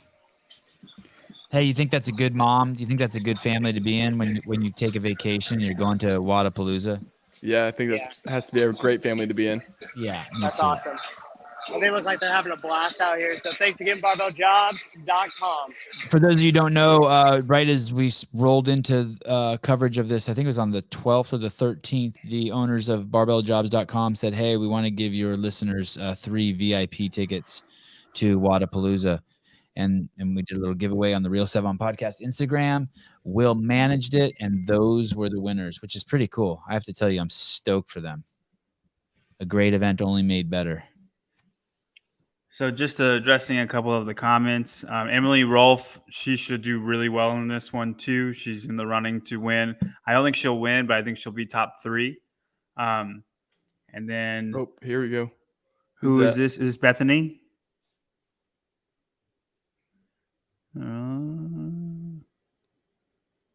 I can't tell. Maybe they'll tell us. She has a bit of momentum, a 3rd and a 4th. Yeah, y'all are right. These swim caps Day make it number impossible. 2. So Emma McQuaid, here comes Bethany Shadburn. Yes, you are distracting me. Emma McQuaid was the first one off. There's Emily Rolfe. You know, and I expected her to be kind of up here in the mix for sure. She's so great at those endurance. Looks like Ellie events, Turner. swimming events Emma too. Tall So is the first one I'm off. thinking that we're going to see Emily kind of creep her way up into the standing before they get to that air runner. But I would Okay, be so that's the concerned leader? about Bethany Shadburn. So I mean, when she gets people on are that saying runner, it's- she's going that's to Emma Tall. Yeah, we had her on the show. Talking to her There she coach, is. Justin Cotler, And before yeah, last she was an season, amazing and he swimmer. said She is an amazing you'd be swimmer. surprised. People would be Hey, she's surprised going to win how this quick event. an engine she really We'll has. see. It's phenomenal. Yeah, I mean, she she's was got in this. that West Coast Classic. Yep.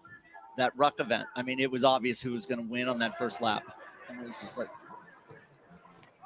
Let's go down to Jamie, who is there where the athletes are getting into the water. Oh, Jamie. did you see that The pass? women are making Yeah, their way Bethany's down taking her that time to ramp, get in the water. sprinting down there, heading into that water. I was able Uh-oh. to talk to Emily Rolfe That before camera this. She needs was some really adjustment. looking forward to this event. Exposure She did problem. talk about having to Hey, have we seen Ellie Turner yet? That's all we care about. ones in the think back so. of that pack. It getting looked like jammed her second or third place, but I wasn't sure.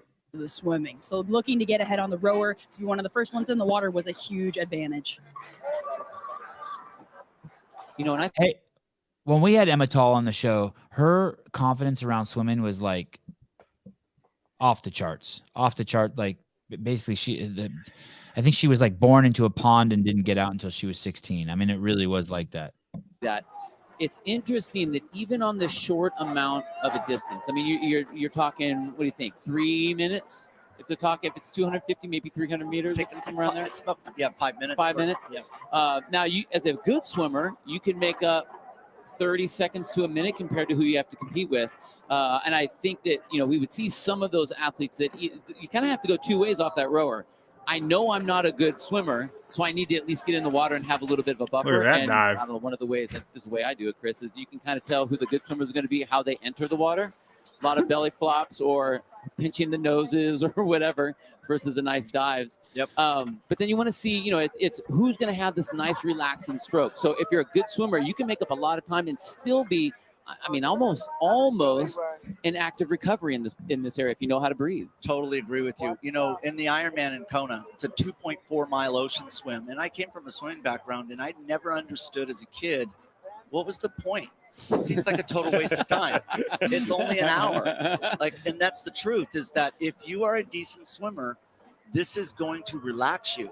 And it's almost like a way to reframe what you're about to go into. The whole time during the swim, it's like, I'm going to recover, and then I'm going to hit the gas again. And that's the advantage of being a good swimmer. The other thing I think that's important to note is, a lot of these athletes, if they don't have the ocean right next to them, they're going to be in either a lake, which is usually some fairly controlled water, or indoor. Well, look at the chop that's on the water. So, we don't necessarily have waves as if it was like a beach break, but you do have a lot of chop. It is choppy out there with all those boats, and so that changes your stroke. And, with everything, it seems like in these events, any little minor change, just like you were talking about with the rower being 2 inches higher, any little adjustment like that gets you out of your normal routine, and now all of a sudden you start to think about it. When you think about it, you feel it a little bit more. I'm not gonna lie, Sean, I saw a 12-foot beluga out there when I was walking over to do the death show. So there are animals out there, and just that fear, being in people's heads is going to freak them out, and it changes whether they've been doing pool swimming or not. You're correct on that. For me, being a swimmer, I don't think about sharks in the water, but non-swimmers, 100% of them do. That's the last thing. Looks like there's two people. Well, because I think it is. One of them's got to be Immatal. I don't know who the other one is. The shark's going to get the person in last I would place. guess Ellie Look Turner. at the way she was spotting. Her head comes up, so she's not changing her body position at all. Her head raises up, and then Hey, is he shitting us that he saw a 10-foot or 12-foot beluga? I don't think he saw that. I've lived down in South Florida. There's nothing out there. Well, I when I was in Florida, I definitely saw the manatees in the water. Yeah, I saw a lot of manatees. I think it was Jason.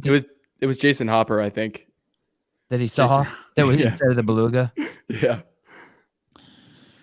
Yeah, that's crazy. Where is this? Oh my goodness, you guys! Thank you, Pasquale. Pasquale Margarita, 20 euros. Great job following. Somebody just got out of the water. 2 people got out of the water. Also, there's 3 people. Thank you, Fran Sivagno.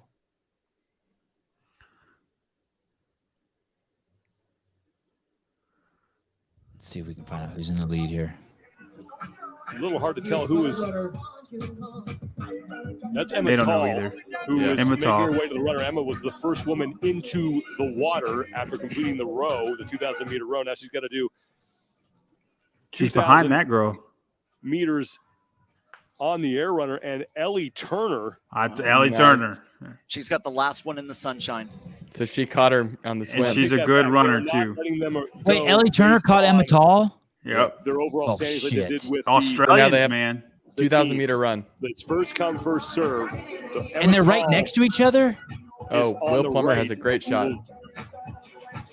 We can just stay on this. Trying to figure out who's on the left there. Oh, good job, Oh, boys. do they- Good job, Will. You're killing it, dude. That's perfect. So wait a second. That's all we need to watch. That's our number one woman right now, Ellie Turner, 23 years old from Australia, took 26 in the game. Hold on. I don't think that's Ellie. I think they said the wrong name. Okay, Ellie's in the back row in the middle. Will saying. She went to the wrong runner. She Will, was supposed to run up there. Okay, she went to the wrong runner, so Ellie's still near the lead. The finish line is there, but she went there. Who's the woman on the far left? Far left, Will. Who is that? I don't know. Oh, all right. Nobody knows this woman. The mysterious woman on the salt runner. Unmute. Will, unmute yourself. I got a question for you real quick. So the only woman we see on the back row right now all by herself, that's Ellie Turner in the shade back there? Yeah. So Lucy basically, Campbell. how we were briefed is first out of the water gets the closest treadmill to the finish line. So she fucked But herself. obviously she just... Yeah, she did. Okay. And she's going to get off and then get to the finish line. so she's got to run all the way down and around all those rowers now. Yep. Good job with the finger. That was nice. Now let me ask you this: we still don't know who the girl is? Lucy Campbell. It's Lucy Campbell, Sevon. Okay. Thank you, Will. You're the man. Good job, buddy.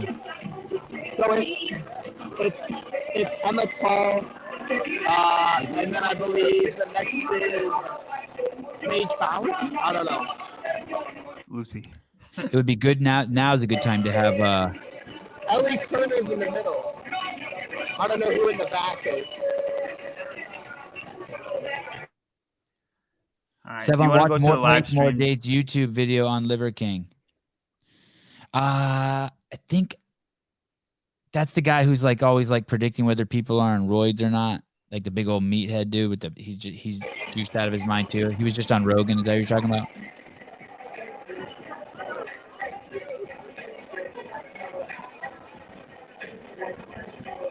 You want to go to the live stream and see if they're talking about who's in first? Sure.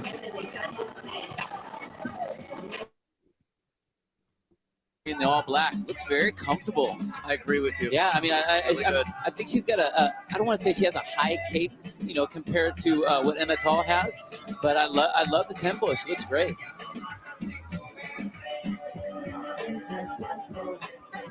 Yep. So basically, what we could have. Oh, so here's okay. Powers. We're being told that Bethany Shadburn, who comes in tied with Danny Spiegel, has overtaken Tall and Campbell for the lead right now. Oh, wow. So Bethany's running fast. Emily Rolfe next to her. Emily Rolfe always dangerous when it comes to a longer distance run. And There's also Ellie. ahead is Bethany Shadburn, the two women in front of her in the overall standings. There is Ellie Turner, your overall leader. The good news for her is she got out of the water about the same time as Emma McQuaid. Well, she has that nice padded point-wise also. So, I mean, all she has to do is kind of stay up towards the top. She's going to be in great position still.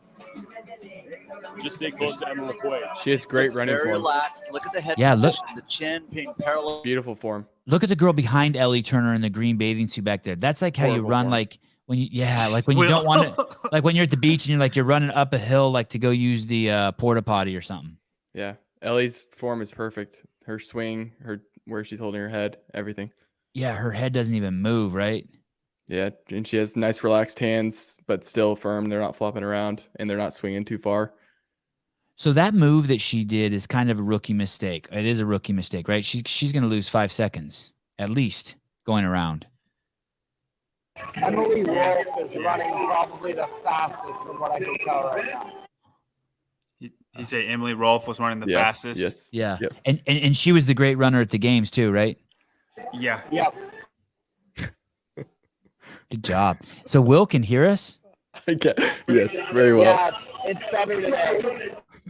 That's awesome. I love it. So Bruce, if I would be shocked if Colton wasn't in the bottom 5.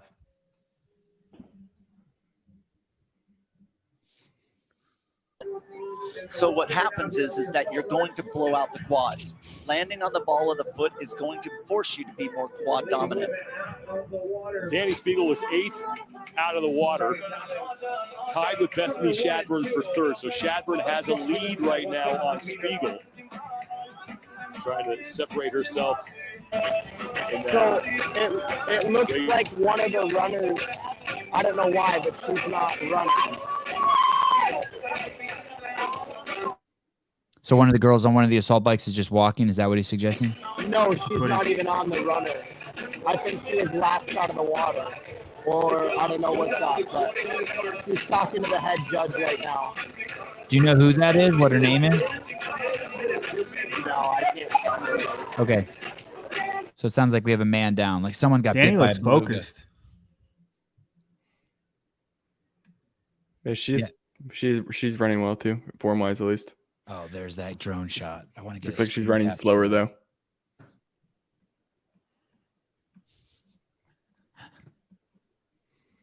They should have made him run around that circle, I think, instead of doing the assault runner. They should just run around that red part, gladiator style. Or run around the red part and then make him wrestle in the middle.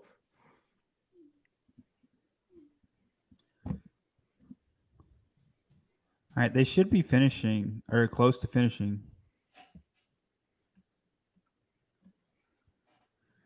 Do they have judges to put their hands up when they're close? No. Looks like they have spotters, but not judges because there's not one at every rower. I don't know what they didn't say what place Danny was in currently, but I think they said she was the 8th one to her runner. Yep. And man, she looked good on the runner. Hey, we got a hand up in the number 1 right now. On whose bike? Whose hand up? Which bike? Do we know which runner? The leader. Bethany?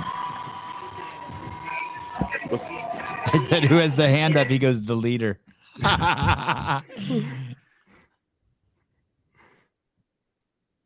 She's coming through. Is that Lucy Campbell? I think so. Yeah. All right, Lucy Campbell. And she was on the first assault runner, too.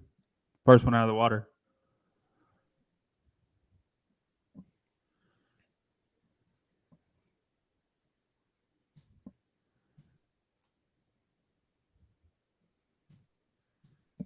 Are there any more hands up, Will? Emma Tall. Is she the only one? Yeah. So Bethany must have slowed down or they sped up, or the announcers were just wrong. What's Chad filming? Oops. Sorry. Ah, the battery broke. So Emmental just finished.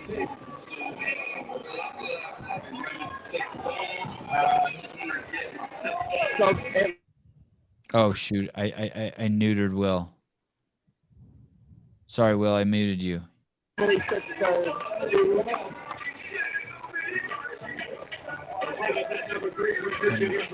Was that Emily? Emily Rolfe? Bethany? Bethany. All right, and Ellie should be finishing.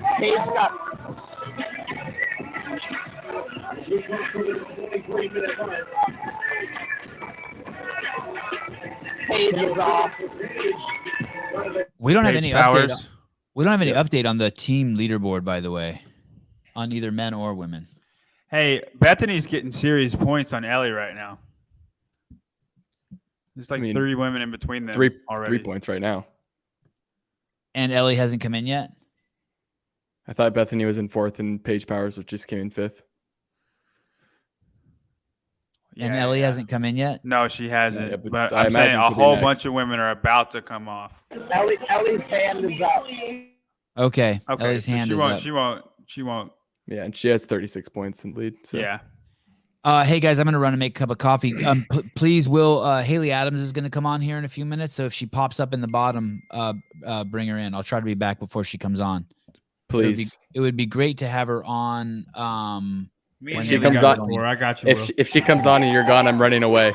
Okay. Yeah. Just ask. Just ask. There she is. There's Ellie. What's up, girl? It'll be great to have her on while the men are going because she can let us know how they feel and what they're dealing with. I think I'm talking about Spiegel. So Spiegel's losing a lot of points to Bethany right now.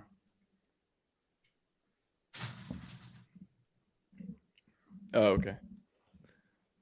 Gotcha. I thought you meant Ellie. Yeah. I think Ellie just lost 3 points or 6 points. Yeah. No, she's fine. We haven't seen Ariel come in, right? Or has she? Ariel just came in. Okay. I'm going to get my laptop charger real quick. Don't worry. I'll just be here by myself. That's Danny, right? Comments? Yeah, that was Danny. Well, that's not a bad finish for her then. Yeah.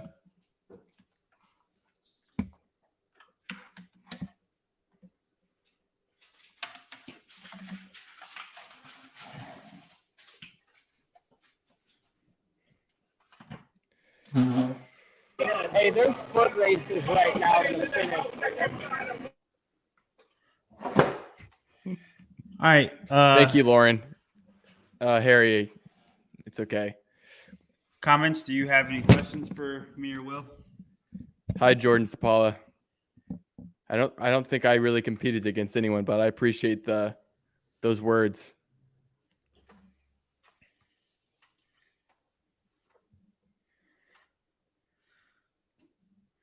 No, that was a really good finish for Danny. I thought this event would be the one where she suffered the most loss in points, and she didn't at all. I don't think she could have asked for a better finish. There's Ariel. Is it really Ariel and not Ariel? It's ELLE, so that makes me think it's Ariel. You always say Ariel, but I always say Ariel, and I feel like no one else has. I've heard say Ariel's Ariel. the mermaid. That's spelled different. Well, how long have you been CrossFitting? I've been CrossFitting for around 19 months. June 2020 is when I started. It's a very specific. Well, specific it was number. It was during the first COVID wave, and So I'm going to do my best, but I think it's more. I think next year. Next year will be the year I make a run at semifinals. Hopefully. she said her name on the podcast from last week. So is it Ariel or Ariel? I think it's Ariel. I feel like I would have remembered if she had said Ariel. Did you guys talk about Vino yesterday? Have we seen Fee come in? That's a good question. I have not, but I also didn't watch super carefully. It's also just super hard to tell. Between who? I don't know, but it's a good run. Like 2.5 minutes remaining. So Katie said definitely the mermaid pronunciation. Okay, Ariel. It's been settled.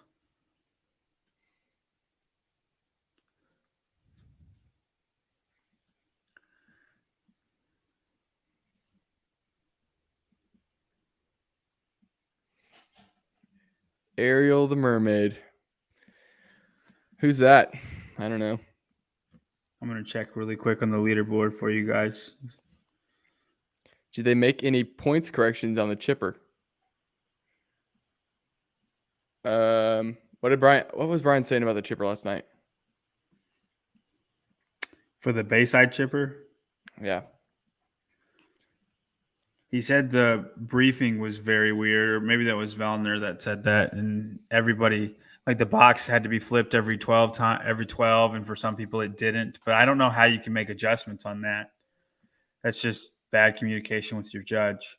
So I'm going to go ahead and just read off the top 10, and if that's different from what you guys have seen before, then you know they made an adjustment. Vellner has a 27-point lead over Carone. And then Phil Toon is 3 points behind Carone. And they're kind of separated, the three of them, in a tier of their own. And then Dallin Pepper is in between. And then there's a little bit of a drop off, and you got Cole Sager at 5th and Hopper in 6th. And Tim Paulson is in 7th.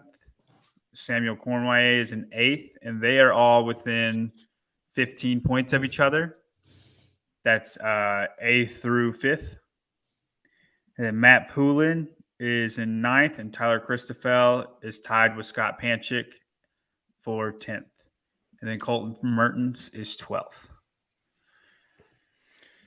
These are all beautiful people who are like even more beautiful because they just worked out. You know what I mean? They got all their blood flowing, all their muscles are pumped up, their eyes are all popped wide open. They're just whatever the stuff you can't see, their pheromones, whatever hormones, everything's pumping. I mean, that's why these events are so great. And it's all, no one out there, it's not because they put makeup on. It's not because they did their hair. It's the exact opposite. These people are beautiful because they just ran themselves ragged. Looks like the men are about to get started. It's always a trip to me. Like I would see Christmas Abbott at like, you know, wherever working out at whatever charity event or events I would go to in the early days. And I'd be like, man, she's so pretty. Holy cow, she's so pretty. And then I'd go somewhere and she'd be all dressed up. And I'd be like, nah, I like it more like, I like your like hair in a ponytail, not made up, you know, some dirt on your face. Like just finished sprinting a mile. Yeah, I agree. It was even like that for me in high school. The girl I went to the prom with, she was so pretty. And then I saw her on prom night. She's all dressed up and had her hair done. I was like, what happened? What happened? I want to tell you guys something real quick. Sorry, John. Sorry, Will. No. Can I, are you gonna go, can I go make coffee or something? Please. Are you going to go on a rant? Not a rant. I just want to just like explain to people, like, I don't care if you're vaccinated. I don't care if you wear a mask. Yeah, I'm gonna go. Yeah, to please. Yeah, go. And the thing is this: we've crossed the threshold. It's not just like there's some people wearing masks. It's not like there's some people getting vaccines. We've just crossed the threshold. We've crossed a threshold where people feel like they're forced to do something. And the message we're sending to people by these activities is not just, hey, do what you want. We've crossed a threshold to where it's like, I don't want to say you have to pick a team. But maybe that is it. Maybe that is it. We've crossed a threshold. There becomes a point when it's not okay to do something. That it means something, that it sends a message to our peers.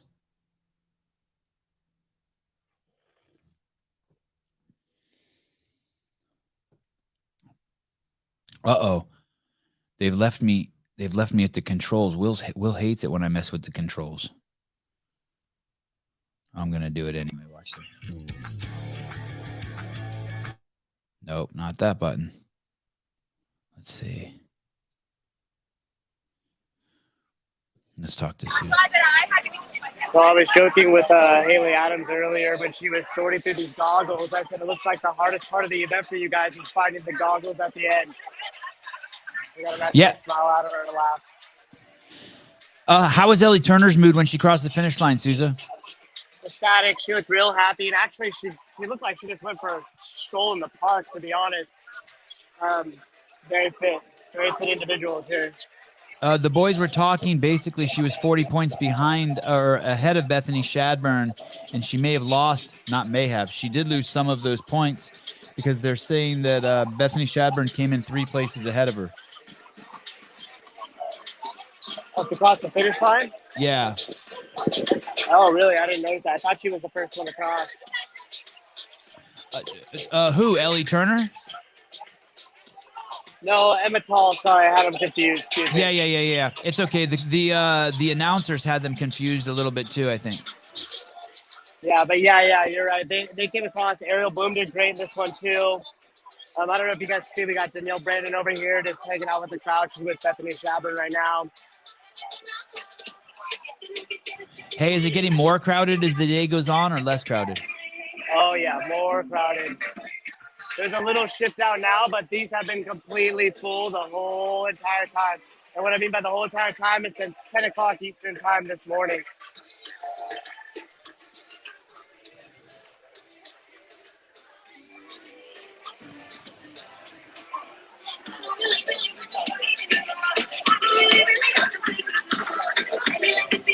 It's sorry, Susan. Hold on one second.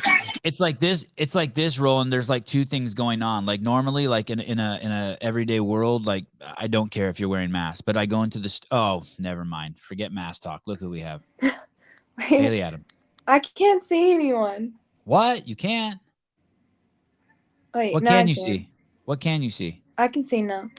Okay. There's someone going around Wodapalooza with a camera. There is. Okay. But you can't see me? Nah, I see you, but you're just like really small. Oh, okay. How's that? Are you really big now? I see myself in the big screen. Hey, Will, can you make the stream bigger so Haley can see the stream? The what? Hey, Haley, are you guys here to win it? Are you guys here to win it, or are you guys just fooling around? I mean, you guys know how to fool around? I don't waste time. I'm not wasting my time being here. I want to win. I don't come to play. What do you guys talk about ahead of time? Is that like on day before, like on Wednesday? What do you and Taylor and Andrea talk about? Honestly, this experience has been so different for me because usually, like, for instance, when we're corralling, getting ready to go out as an individual, I'm like in the zone. I'm getting pumped up, like adrenaline's flowing. But here, like before that worm event, I had never thought so much about a workout. I was panicking. I didn't know where to go. Last night, didn't know how many to do. It's the craziest thing. It's just such a completely different experience. So they're just trying to like tell me what to do and calm me down. And yeah, they're leaders for sure. So it's kind of the exact opposite as we sit here from our homes. We're like, oh, these individuals, this must be so easy for them. There's no stress on them because they can hide in the pack. It's not like that at all. You feel more responsibility? I feel very spastic in a way. It's like I'm fit enough to like be with them, but like I just feel like I mess things up, or as in like if I do the wrong amount of reps or transition wrong, you know what I mean? So it's just a lot more thinking, which I'm just not used to. So it's a good challenge. What do they say to you to calm you down? Do they get serious, or do they make it No, lighter? they're and try like, to you're joke? fine, just do this or do this. I'm like, okay. They're pretty good at what they do, obviously. So I'm with two of the best team athletes for sure. So yeah. If you want to win, do you have to come off the rower first in this event? No.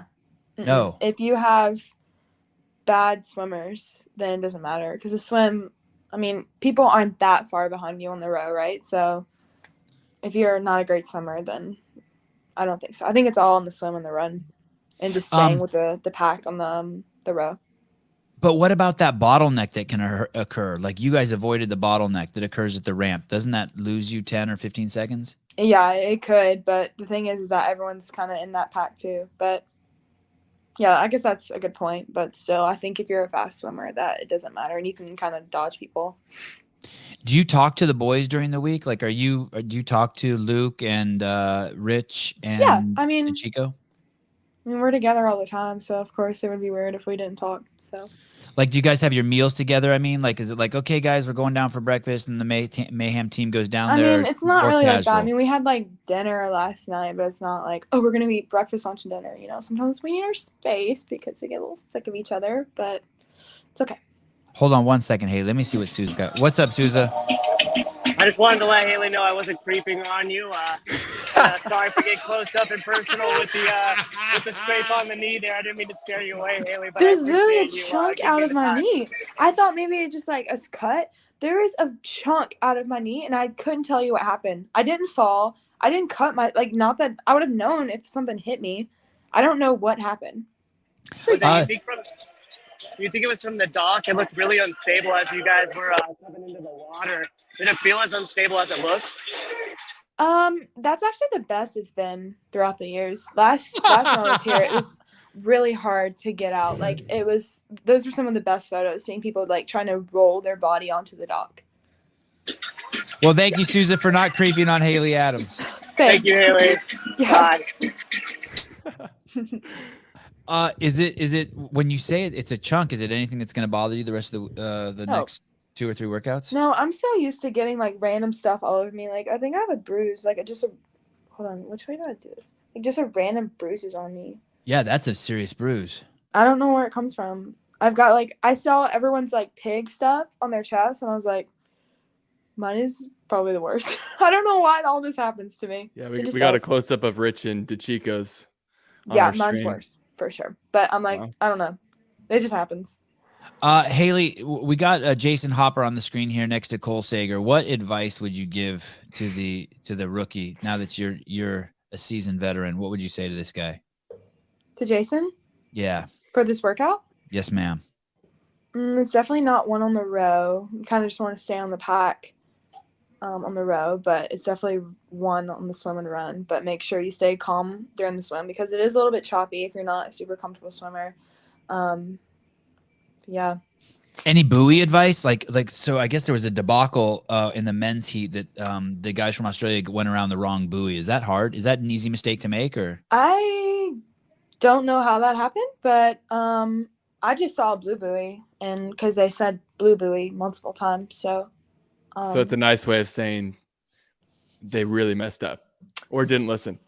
if they went around the short buoy and saw another buoy, then yeah, they messed up. But I mean that's kind of stuff happens, you know. Can't really. Yeah. Hey, Haley. Who said hey? That's the guy in the white shirt, John Young. Hey. I was on the podcast with you with Sevon earlier. Oh yeah, I remember. Yeah. Your faces are so small, I can't see. Haley, what about the shoe? What about the shoe thing? Did you what about rowing barefoot versus putting the shoes on? Some people are rowing barefoot. Some people are swimming with their shoes. It literally takes 0.1 second to take your shoes off, and I feel like you can get so much more power with your shoes on in the rower. We never row barefoot, right? And then you still have to run to the dock, and it wasn't just like flat; it was like grass. So personally, me, I was like, nah, I'll take a second to, put my shoes on or take my shoes off. Have you rowed on the assault rower much before? Nope, that was my first time. It's different for sure. How was it?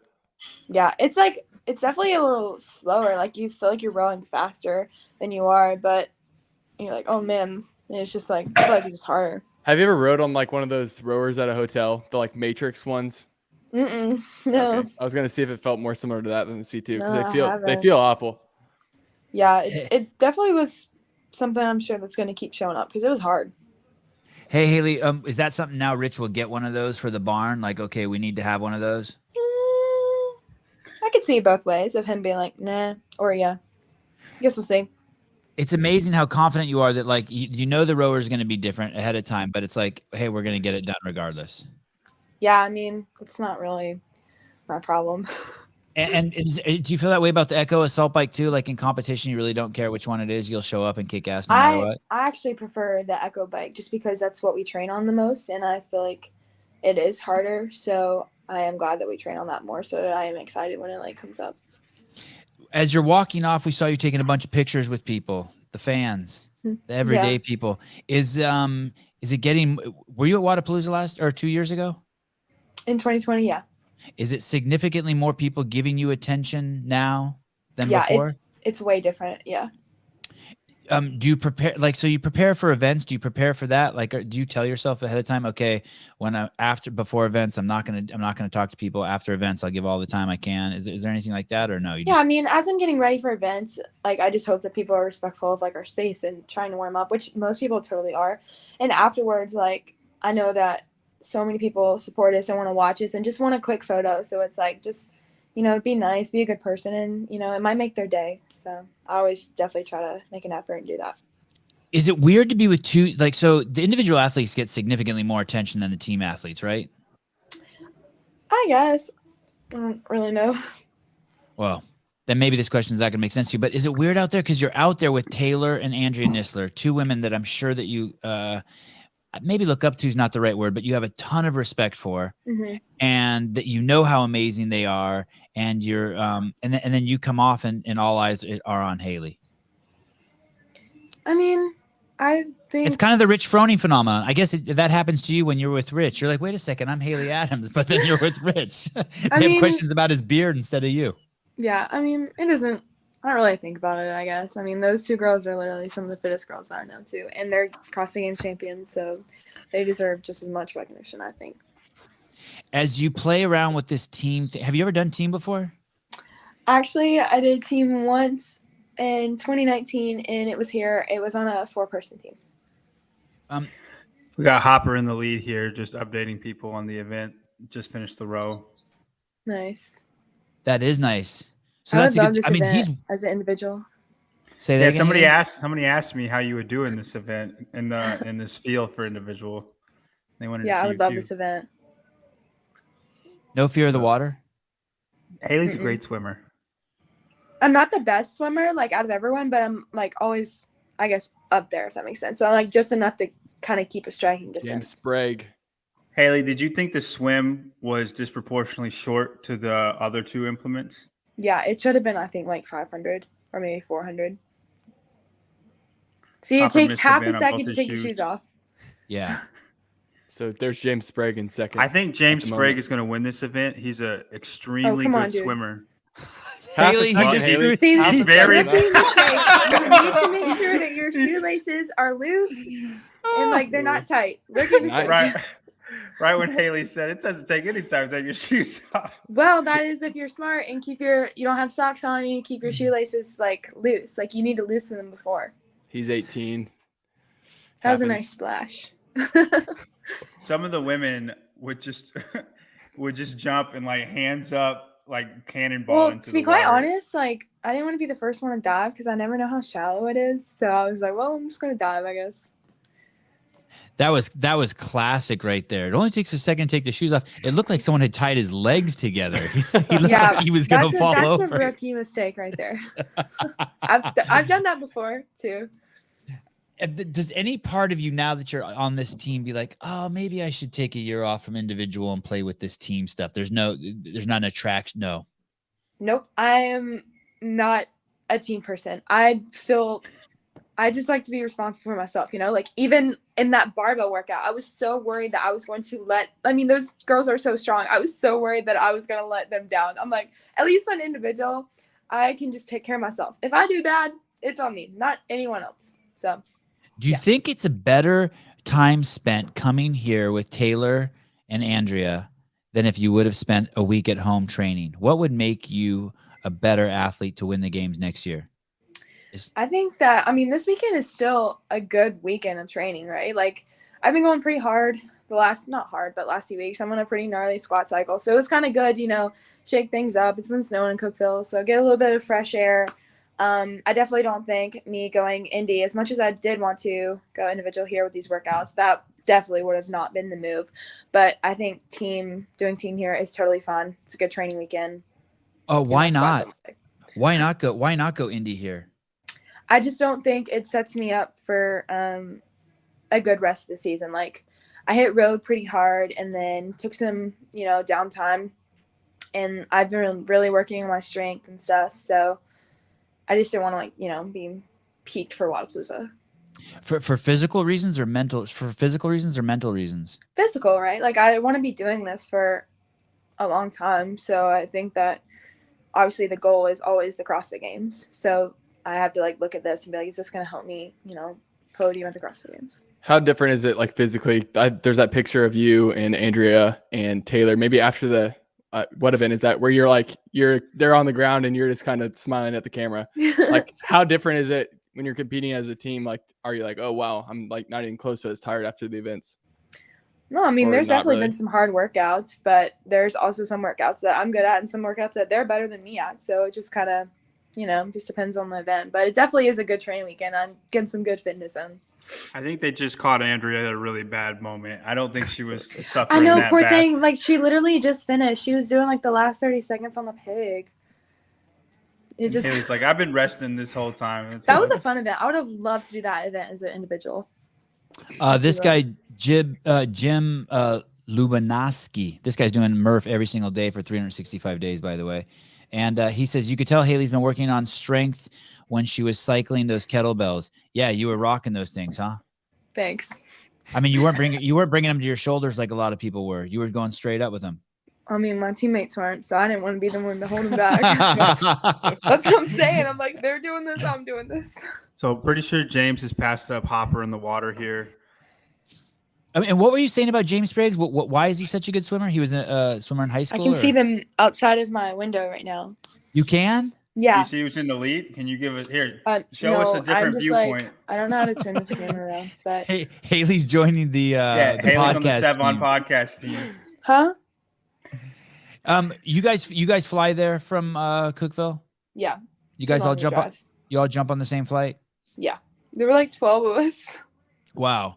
Yeah. Does someone make Does someone make the call for all you guys? Like, does Rory make all the flights for all you guys, or do you guys each do your? Yes, one person does it. They definitely made the calls for and booked their flights, which is really nice and takes a lot of stress off us. Yeah. Yeah, that's so. And your hotel?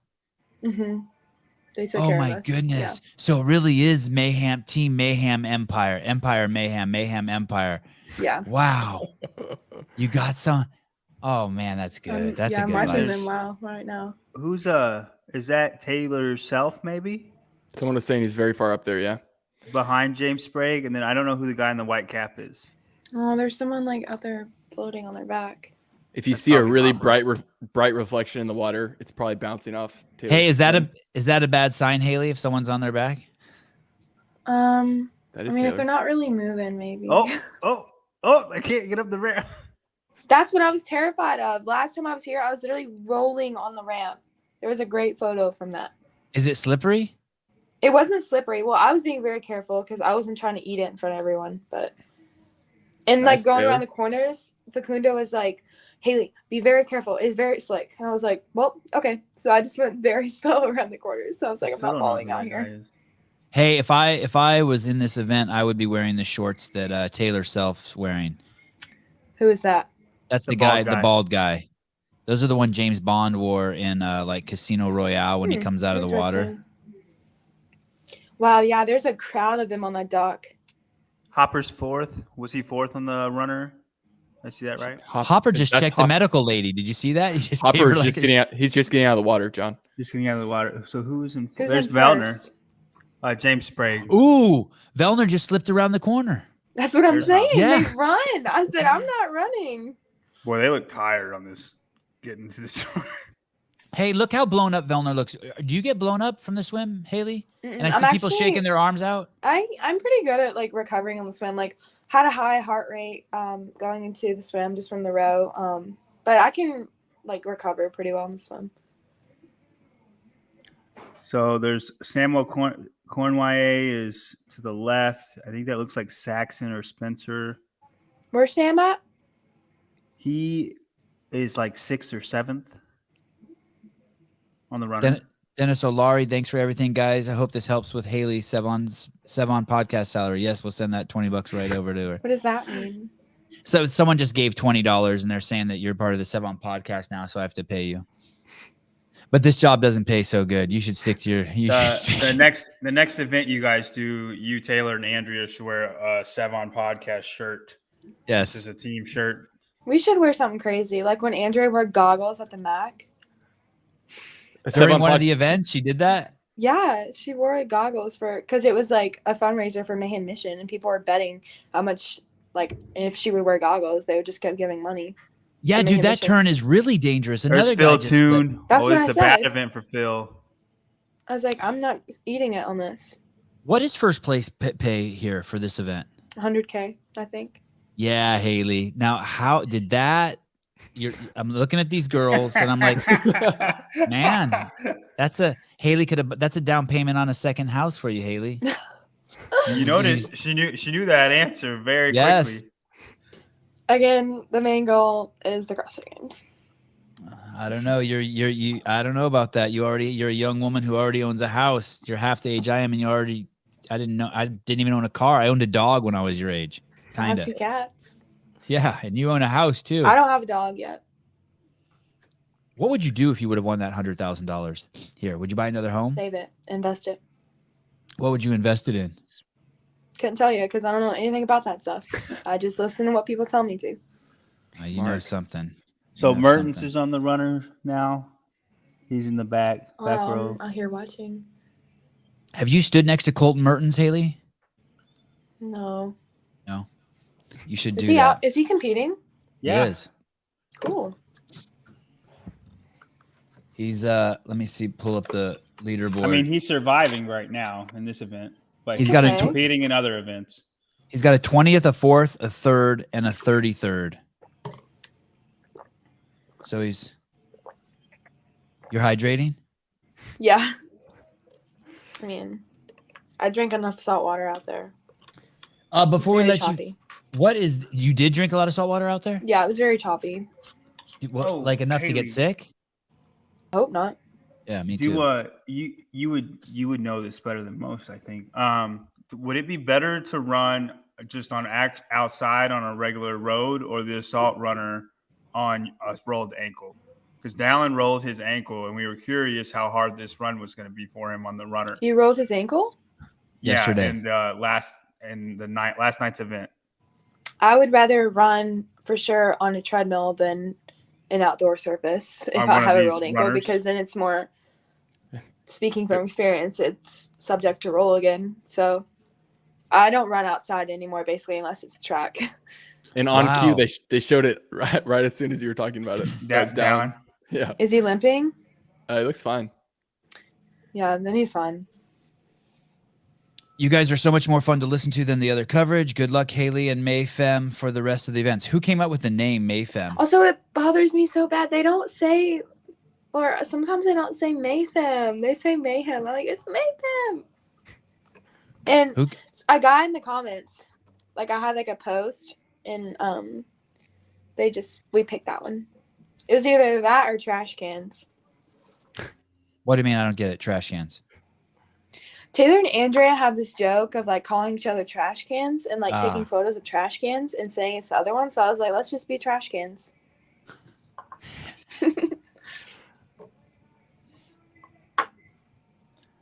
Dominique, I am 5'9" 3/4. You can take that however you want, but at the doctor, that's what it says. Who? Oh, someone in the comments is questioning how tall John is. You can't see the comments, can you, Haley? Mm-mm. When you click on that link, and then it just pulls up just a picture. Yeah, I don't see anything. You see the three of us below you, small, and then you see the main screen that says Event 5, the Wodapalooza stream. Everyone can see and hear you. So can we go to the finish? Can we go to the finish line camera? Will said there's about to be a sprint. There's 2 hands up. We love that. We have a camera. Yeah, there we go. I can see it out here. I was so confused. I thought it was 2,500 meters. I kept running. Oh, really? Yeah, and they're like, you're done. So thank God we didn't have to sprint. Souza, can you unmute yourself so that I can control that? Okay, awesome. Yes, sir. Does everyone know it's about to end, Souza? Yep, it's getting close. James seems to be out, like he's out in front. Taylor Self is close behind. Hey, tell Adler to put his mask back on. He's Canadian. See him over there across from you? Jeffrey Adler? Easy, buddy, easy. Souza, tell us if they put out here. If any of their hands go up, let us know, the judges. Tell Adler I'm going to report him to Trudeau. Here we go. It's going to be tight. Oh my gosh, someone's going to fall. He's definitely going to slip. This cameraman. Someone drills that cameraman. Drill the cameraman. Oh, they busted. Taylor's down. Wow. Taylor, wow. Who was it? Oh. Taylor Self. Charlotte White. What's the individual distance? There's James. 2,000 meters. Okay. Or yeah, you're right. No, is it a mile? 2,000. No, it's 2,000 on the run.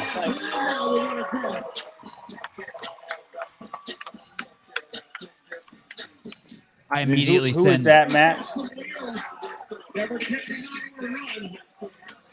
Hey, what hotel are you at, Haley? What's it called? The Intercontinental.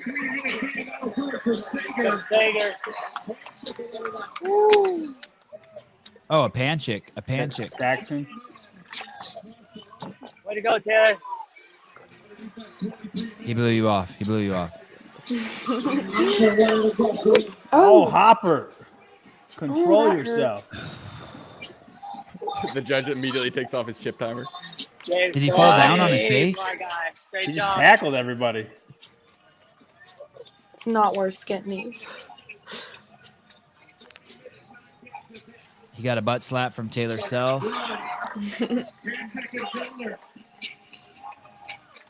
Another pan check. Is that Spencer? Vellner. That's probably going to be his worst finish for the weekend. It's interesting because Haley said this is basically a swim event, right, Haley? I mean, I don't think it's sorry. I don't think it's a row event. I think you need to stay in the pack, but you can definitely make up a lot of room on the run. But you definitely need to stay close to the pack in the swim for sure. And that's what Vellner's worst at, right? Yeah, so that's probably a good finish for him. For who? Vellner. Right? I don't know how many people are in front of him. He was like 10th or 11th. Oh. So yeah. I mean, it's a decent finish for him. Yeah. Any swim event, he's trying to be in the middle of the pack and not further back. So.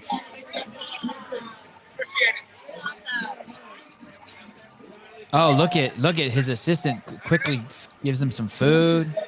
Who? Hey, is that important? They just fed James Sprague like right after he crosses the finish line. Is that important? Would they give him some gummies? It looked like some sort of bar. How does he have someone? He has someone set up to give him a bar, but not to tell him to untie his shoes before he gets off the rower. Yeah. Yeah. Messed up. He needs a coach, not an assistant. How important is that, Haley, to eat right after? Like, how soon do you eat after that workout? I haven't like eaten before yet. you're taking pictures with the fans? I haven't eaten yet. Oh, you haven't? No, I'm not hungry. I think I saw Mertens. Is that was individual. Right there. I'd for sure be force feeding, but right, I'm gonna eat a little bit. We don't go again for a little while anyway. So. She's food. She's food.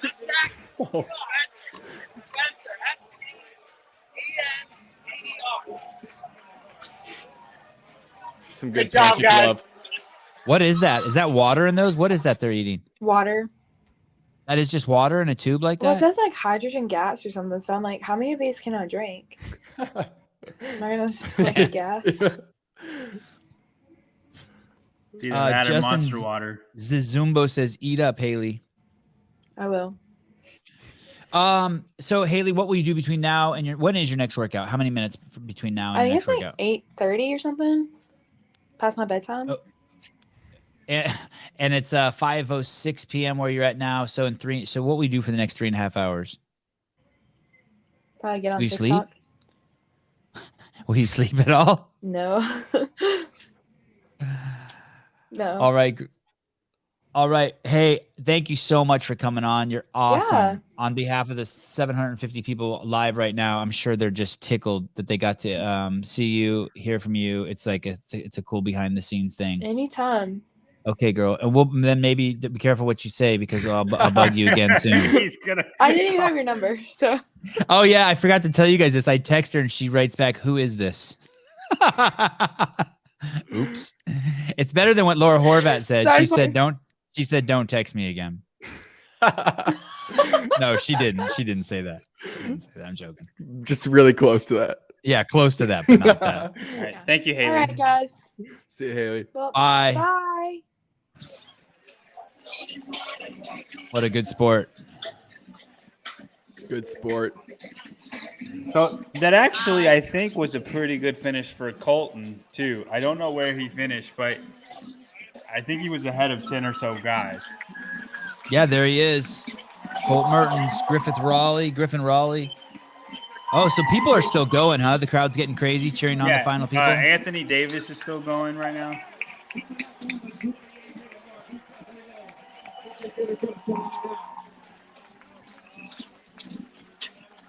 Thank you, William. Thank you, brother. Colton did so good. And you got to think, for Colton, it's not like he's not going to go from last place to top 10. So any improvement is huge for him. Yes. So to be middle of the pack to later middle of the pack, that's the best he could. That's a great finish. Yeah, I mean, it's kind of what we talked about. I feel like on the first day, for sure, we talked about it for a while of like what you're looking for in an event like this is improvement. And for Colton to make a big leap. And we talked to him earlier. He's been working on swimming and running and everything. So improvement is a sign where you look at, okay, this guy can still get better. Hey, James Briggs is a Speedo guy to me. He's got like those, like, you know what I mean? Like, I'm really surprised he's wearing so much spandex, like almost down to his knee. Doesn't he seem like a Speedo guy? I don't think but so. also A little more Speedo guy to me. I feel like you have to be more comfortable when you're to be a Speedo guy. I feel like whenever you're like, I'm only a few years older than him, and I would not be a speedo guy. No, well, of course you're not. But he's the opposite of you. You're a bit of an introvert, right? No. I don't know how to use this. You're gonna get me on a rant about introvert, extrovert. I'd love to hear it. They don't exist? They don't exist. Good. I'm glad. I won't use those words again. I love it. Colton cut his hair and his swim improves. It's a good theory.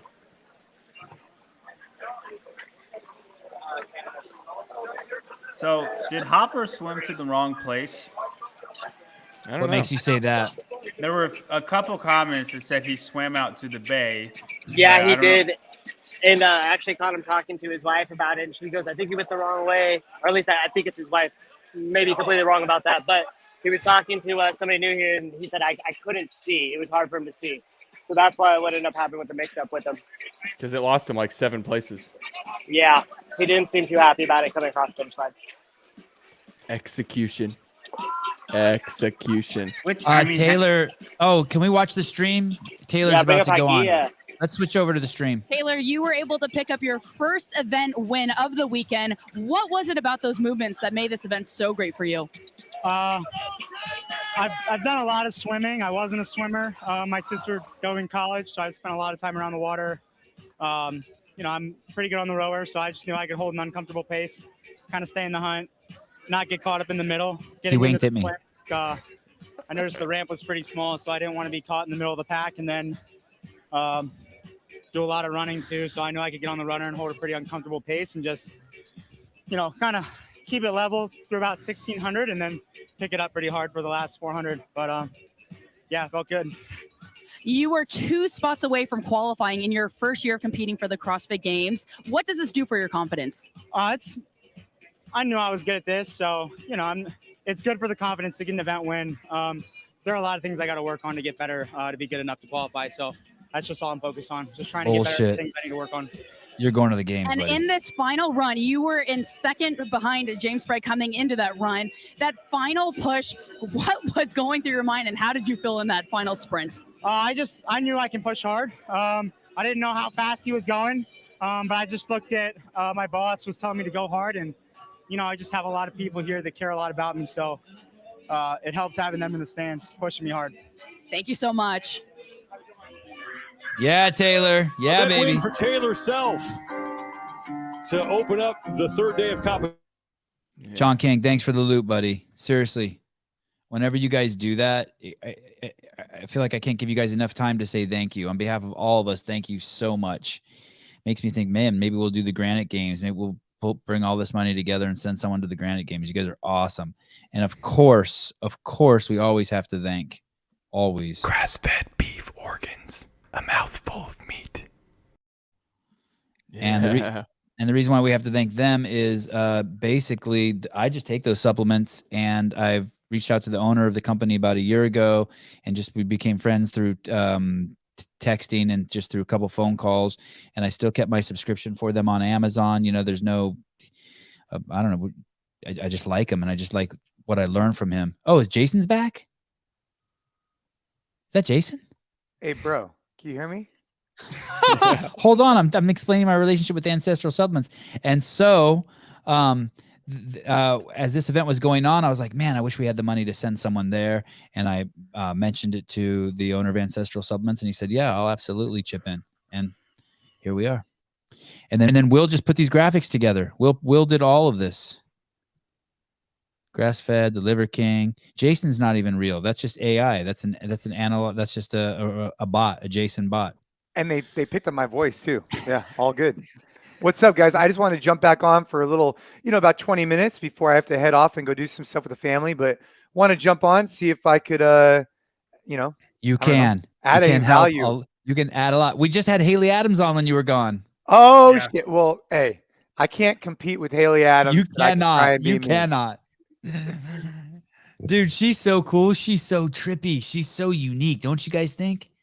She's like, there's something about her that's kind of like timeless. I can't tell. Like, she's a country girl. Is that what it is? Yeah, it seems like she's. Yeah, well, sometimes it's I think I'm talking to someone from the 20s. It's the same. It's kind of the that, but it's also kind of the same feeling when I hear you guys talk to Danielle. you know, Danielle's just chill. She's cool. She's like, you're like, oh, I can picture like being around that person. You know, it's someone that's relatable, familial, that you're like, oh, they're chill. Like anyone could go talk to them for an hour about anything. Yeah, kind of anything goes, right? Yeah. What are they called? Judgment-free zones. Jason, what workout did you do with your son? So I thought we were going to be in the garage. Sorry, hold on one second. Just so you guys know, that's Will Plummer on the left. He's been helping us out all weekend. That's Matt Souza, the producer of the 7 podcast, who's been helping me out for the last 6 months.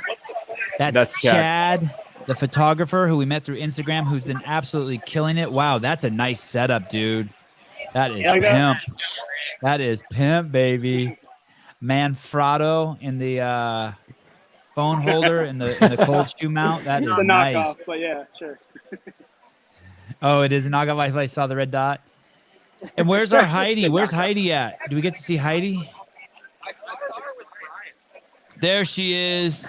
There she is. Yeah, Heidi.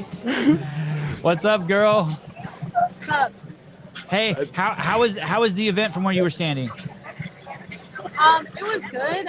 It was hard to see from my camera the row, but it was kind of funny to see all the different guys, how they were handling it.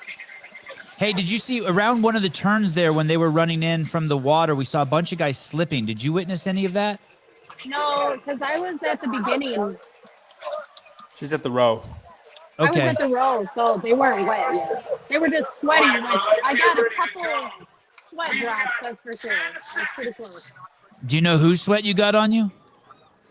Dude, I'm pretty sure Sprague sweated on me. Some other dude threw his water bottle at me. It's pretty exciting stuff out here. Wait, you're from Minnesota again? Wisconsin. Right. That's what I said. Wisconsin. A girl from Wisconsin goes to Wodapalooza and gets some professional athletes sweat on her. It's a fairy tale. All right. Thank you, Heidi. Who's going to set the pace here?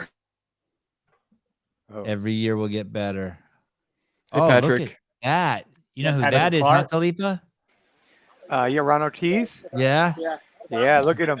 What's We up, got- Ron? We got Khalifa on here. He just said, what's up? He said, what's up? Yeah, Jason Khalifa. What's up, brother? He said, what's up, Jason? He's asking how you're doing. Hey, man, I'm doing good. How you doing? You're smashing it out there? Yeah, he asked Jason, he goes, how come you're not here? Oh, man. You know what? Next year, I got held up and I couldn't make it this year. Yeah. Savon, and then we have a couple analysis on here, John Young, and then Will's the back-end producer. Yeah, so thanks, Ron. Appreciate it. Nice. He just rested. He says not do much, little stem cell in the knee, so he's just hanging out, enjoying himself at the event. Awesome. Thanks, Ron. Hey, Souza. Yeah. Ask him if he remembers playing golf together with Reebok. I think we Ron, played one golf. last question. Jason asked if you remember playing golf together at Reebok. He says he still has a picture. He remembers it good. He says he's going to send it over. Thanks, man. Hell yeah. Hey, who's that photographer he's with? Is that Patrick Clark from the Morning Chocolate? Okay. Clydesdale guy. Okay. No. Hey, Savon, where are we at in the events right now? Are we individuals? I will let Will. We're done with this event. We're going home. Show's over. Wait, but the leaderboard hasn't been updated yet, huh? No, it hasn't, which is odd because usually they're pretty damn good at it. The teams are done. Everything's done for the first part of today, Jason. So basically, I think what we're waiting for now. No. Yeah. Everything's done, right? Individuals and teams of this run, swim, row. Yeah. Until We have tonight. one more event, though, yeah? Until tonight. Yeah. There's a gap. So basically, there's 10 minutes just to riff, or what? Or log off and boot up the next stream. How are we going to do that, Will? Are we going to stay on this stream? I have another stream scheduled. Is it that close? Is it really about to start? No, actually, I don't think it is. How close are we to? What's going on, Souza? Does anyone know? When's the next event? Yeah, everything just cleared out right now from the main stage. Everybody's kind of just walking out, going to Better Village. I think everybody might be heading over to the Flagler Stadium next to get some seats. Do we know what time the next event starts? Elite Team Men starts at 5:52. Yeah, so we got. I have us logging out now and then coming back at 2:45 p.m. Pacific Standard Time, which would be 5:45 their time. I think you guys should break it into 2 streams. If that's my 2 cents at least on it. Good 2 cents, Souza. Raise it to a quarter. Ben, thank you. Hashtag Jason back. $10 that Jason will never see. Nice unicycle, buddy. $10. Nice I love unicycle. Hey, just to answer the question from Justin, all was good. I was going out to do a workout with Caden, and then things pivoted, and he goes, "Hey, I want to roll jiu-jitsu." So we went at it, and he got me in a very mean side control position, which I was pretty impressed with. But I had to make sure he still knew who could handle it. But yeah, we rolled for about 30 minutes straight. That's awesome, dude. I love hearing that. It's nice to switch it up, and he's interested in it. He loves doing workouts too, but if he's interested in other stuff, I want to make sure I do that with him. I'm going to give you guys 2 minutes to ask Jason if anyone has any questions for Jason. Then what we're going to do is we're going to shut down this stream. We're going to take a break until 2:45 Pacific Standard Time, and then we will return for the team's event 2. Hey, Savon, Event do you just 6. have like water bottles sitting next to you in case you have to go pee? So you don't have to stand up? I just go. I'm in my office, and literally it's funny because I keep meaning to talk about this. I pee in the same spot on the grass like 4 times a day, and it's still not dead. So I'm like, man, I think that must say something about my pee. It's like good pee. No, it's good quality. Let's see. What do people got for me? Jason, and gi or no gi? Today was no gi. Just because it's easier. It was just spur of the moment. Any ideas on keeping children? Children I arrested in BJ got $2 and one is currently doing it. Oh, interested. I think they were saying. I mean, Savant could probably speak to this too. The thing about BJJ is it is a little bit challenging because it's definitely high touch and relatively aggressive. I think that for Caden, the way we've had him do it is a lot of introduction through individuals. So like one-on-one with the coach, one-on-one with me. And then once he got more and more comfortable, then he finally started doing it with other kids his age. So that could be a way to keep them interested in it. Because in the beginning, when you go into a class, it's tough. I mean, it's very intimidating. So the one-on-ones could be a good option. Yeah, they don't want to. My kids especially. My oldest did not want anyone touching them, especially the teachers. And I think that that's healthy. A 5-year-old boy should look at a grown man and be like, yeah, don't touch me. The only grown man should be allowed to touch a boy is his father or his uncles or something. And then over time, it's like they get used to it. And now my kids, after 3 years of doing Brazilian Jiu-Jitsu, they have an intimacy with themselves, with their bodies, and with their cohort and their peers in the gym that's mind-boggling. Like literally all the kids will run in and dogpile the teacher. They all hold each other. When they sit in base, they're all touching each other. It's like this. It's nuts. It's given them. I think it's changed them more outside of what actually Brazilian Jiu-Jitsu teaches them than like this martial arts in other ways that I can't even explain. Emotionally, physically, connections with other human beings. It's really fascinating to see. Very humbling, and yes. There's a lot of reasons why I'm a huge advocate for it. Hey, here one more thing to add on top of that. My 7-year-old will be in the class. He's been in there since he's been 4. A new child will come. And I'll panic that my child, in the beginning, I used to panic that Avi would be too rough on him. He's a gray belt. He's been doing it forever. He will let all the new kids whoop him. He rolls with them. He talks to them. He's like, hey, move your hand. He adjusts their elbow. No one had to teach him that. He just knows to be a good rolling partner, a good training partner. There's nothing to prove when you're better than someone. And he knows that. It's pretty cool. Yeah. I mean, I was with one guy today at Open Mat, and he was a local police officer. And him and I were going at it. And after we went for a 30-minute roll, and then after we were done, and then we did more, but after we're done, I just looked at him. I was like, you know what's interesting, dude? I was like, you and I are literally trying to like practically kill each other with arm bars and chokes and whatnot. Yet we don't have any concern with no one else in the gym that we're going to go over the top and actually hurt each other, because there's such a level of mutual respect that we know we're just trying to improve each other. And I think that for anybody who hasn't experienced it, it's pretty cool. I find a lot of similarities between early days of CrossFit for me and jiu-jitsu, just for me. The connection, the community, not to say that's not there today. It's just one of the things I fell in love with CrossFit, and maybe for those people listening, they might feel the same way, was this idea of like trying new movements. For example, we're watching on the screen, some overhead squats. When I first was introduced to it, was a very difficult movement for me, or a rope climb, or a muscle up, or you name it. And I fell in love with this idea of learning and developing my physicality that way. Once you do it for a long time, you still make gains, but they're very, very small, right? Whereas when you go into jiu-jitsu, it's that exact same love. It's that love for learning something new physically. And that's what I've really enjoyed about it. How much time do you spend working out each day to maintain your current conditioning? I typically roll jiu-jitsu 2 to 3 days a week. I do our NC Fit workouts every single day. So minimum, I take classes in our gym. I like our NCX program. It's a little bit more fundamental strength conditioning. And so I'd say at a minimum, an hour a day of movement, whatever that may be. Typically it starts with morning walks with my daughter. And then it goes in like a 20-minute cycle, which is what I like to do just to kind of get my blood moving. And then later on the day, I'll either do jiu-jitsu or I'll go take a class or whatever it is. Hey, you walk out the front door of your house with your daughter, or you drive somewhere? Well, we never drive. We either we go in the garage and put on Gordon Ramsay's Uncharted, which is like a cooking show she likes, and we'll just walk. She'll walk on the treadmill and I'll just ride the bike, or we'll go and literally go for a walk just around the neighborhood. And if you want to make it more challenging, just to put a ruck on. That's what I normally do. And does she ever do that? Do you ever give her like a D-ball to hold or weights or any of that? No, at this point, it's a big win for me just to have her movement before school starts. And so I don't you do that on school days? Every day. Yeah. Oh, you're abusive. Abusive father. 6'10". Dang.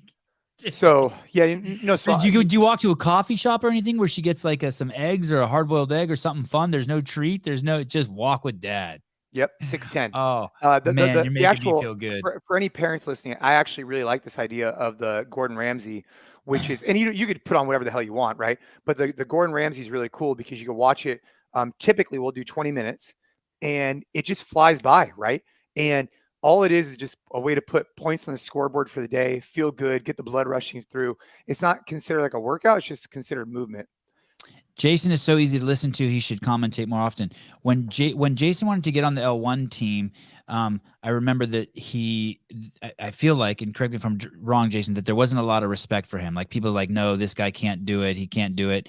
And he kept persevering and he's like, no, I'm going to do it. I'm going to do it. I'm going to do it. And he kept pushing and he kept going through the internships. And when he made it, he basically would steal the shows at L1s because he brought this same energy and care and kind of, now it's a little more even him because he's got a little bit of that Santa Claus grandfather vibe to him. Like Jason's the kind of guy whoa. Careful. Don't interrupt. Don't interrupt. He's got a little bit of that Santa Claus grandfather vibe to him where you feel like if you see him, you can walk up and hug him. But when he was a young man, he even had that. Even before he was a father, he was approachable. And he's the kind of guy like you feel like you can stand really close to. So yeah, thanks, man. I was trying to pick up my son to show him on camera, but he's too heavy for me to lift right now. You're out of shape. You're out of shape. I am. I'll just make sure I keep answering some of these. Appreciate you dropping in. Hardest workout you've done lately? Oh man, we've had some good ones over at NC Fit. I don't know. I'll have to look. I don't have one right off the top of my head. But I've been training really hard lately. It's been good. How much do you spend working out each day to maintain your? Okay, answered that. Someone here said that I should check out a video about steroids. I want to tell you that guy DM'd me and I went over and looked at his video and I got this total clickbait vibe from it. Like that it was just about clickbait. And you know what? There's another video that has like 1 million views and it's about CrossFitters who do steroids. And I realized after watching it for an hour, it's a giant sales pitch. The guy who says that sells steroids. So of course he wants you to think that every CrossFit athlete does it because then you're supposed to contact him to buy the steroids. It's like, dude, like I've been around this sport so much and I've been so intimate with so many athletes and to this day, Jason, have you ever seen anyone or know anyone who's done it personally? No, it's an interesting thing, right? Because neither have I. I've been a long time. I do not know. And I would actually say it. I just wouldn't say the person, but I do not know, nor have I seen it anywhere. Jason's had these huge posses of professional athletes training at his gym with him day in and day out for multiple years. You can go back and look at it. You never saw it. No one ever left their bottles or needles or anything in your gym. I mean, he would have seen it. Yeah, I was never, you know, and one of the things that when people like, you know, you'll have these people who are like, oh, Jason totally takes steroids. Like, dude, bro, do you forget that when I first got into CrossFit, I won $1,500 for the CrossFit Games? Well, that doesn't even buy me. I don't even know how much steroids cost, but I'm sure it doesn't buy me that much. And so I got in it before there was any money or fame, and I stayed in it. It wasn't worth it. I mean, I was drug tested all the time. Savon's definitely on roids, but hey, I know before we cut this thing off, Savon, just to kind of answer a few more of these rapid fire-ish. Yes. Who should program the games? I think it should either be, like I was talking about early, it should either be some type of committee. I think this whole idea of like, whether it was Dave or anybody, one person programming the games, there's always going to be biases involved. And it creates in the long term a challenge, because if they have relationships, the athletes, it does add a weird layer because there is more money coming to the sport.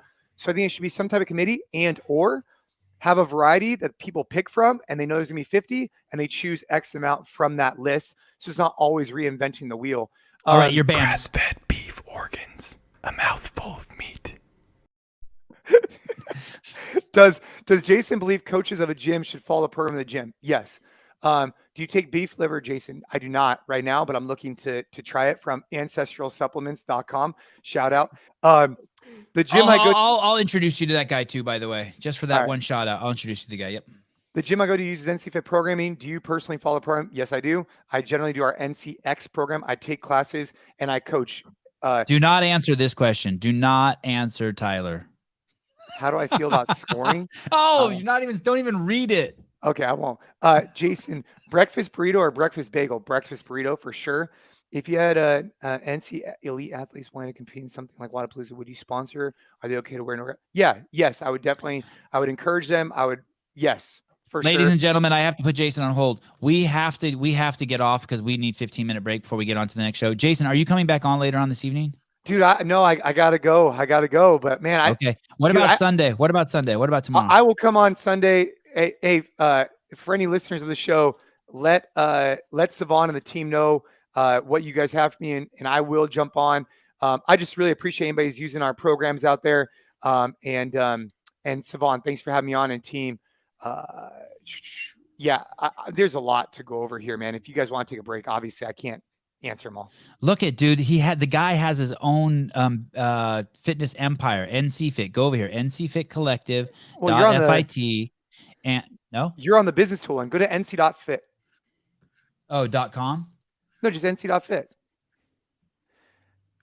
Manuel, I do have my own podcast called Effort Over Everything. It's just nc.fit. There you go. Hey, you guys don't have time. You guys don't have time to listen to this podcast. Don't get crazy. You don't have time to listen to this podcast. Yeah, now you're on our website. This is it. Look it. This is where you go to get all the questions, all the answers, all the workouts. This is it right here. Okay. I know you guys love Jason. I don't want to hear about it for the next 3 days about how I have to have Jason back.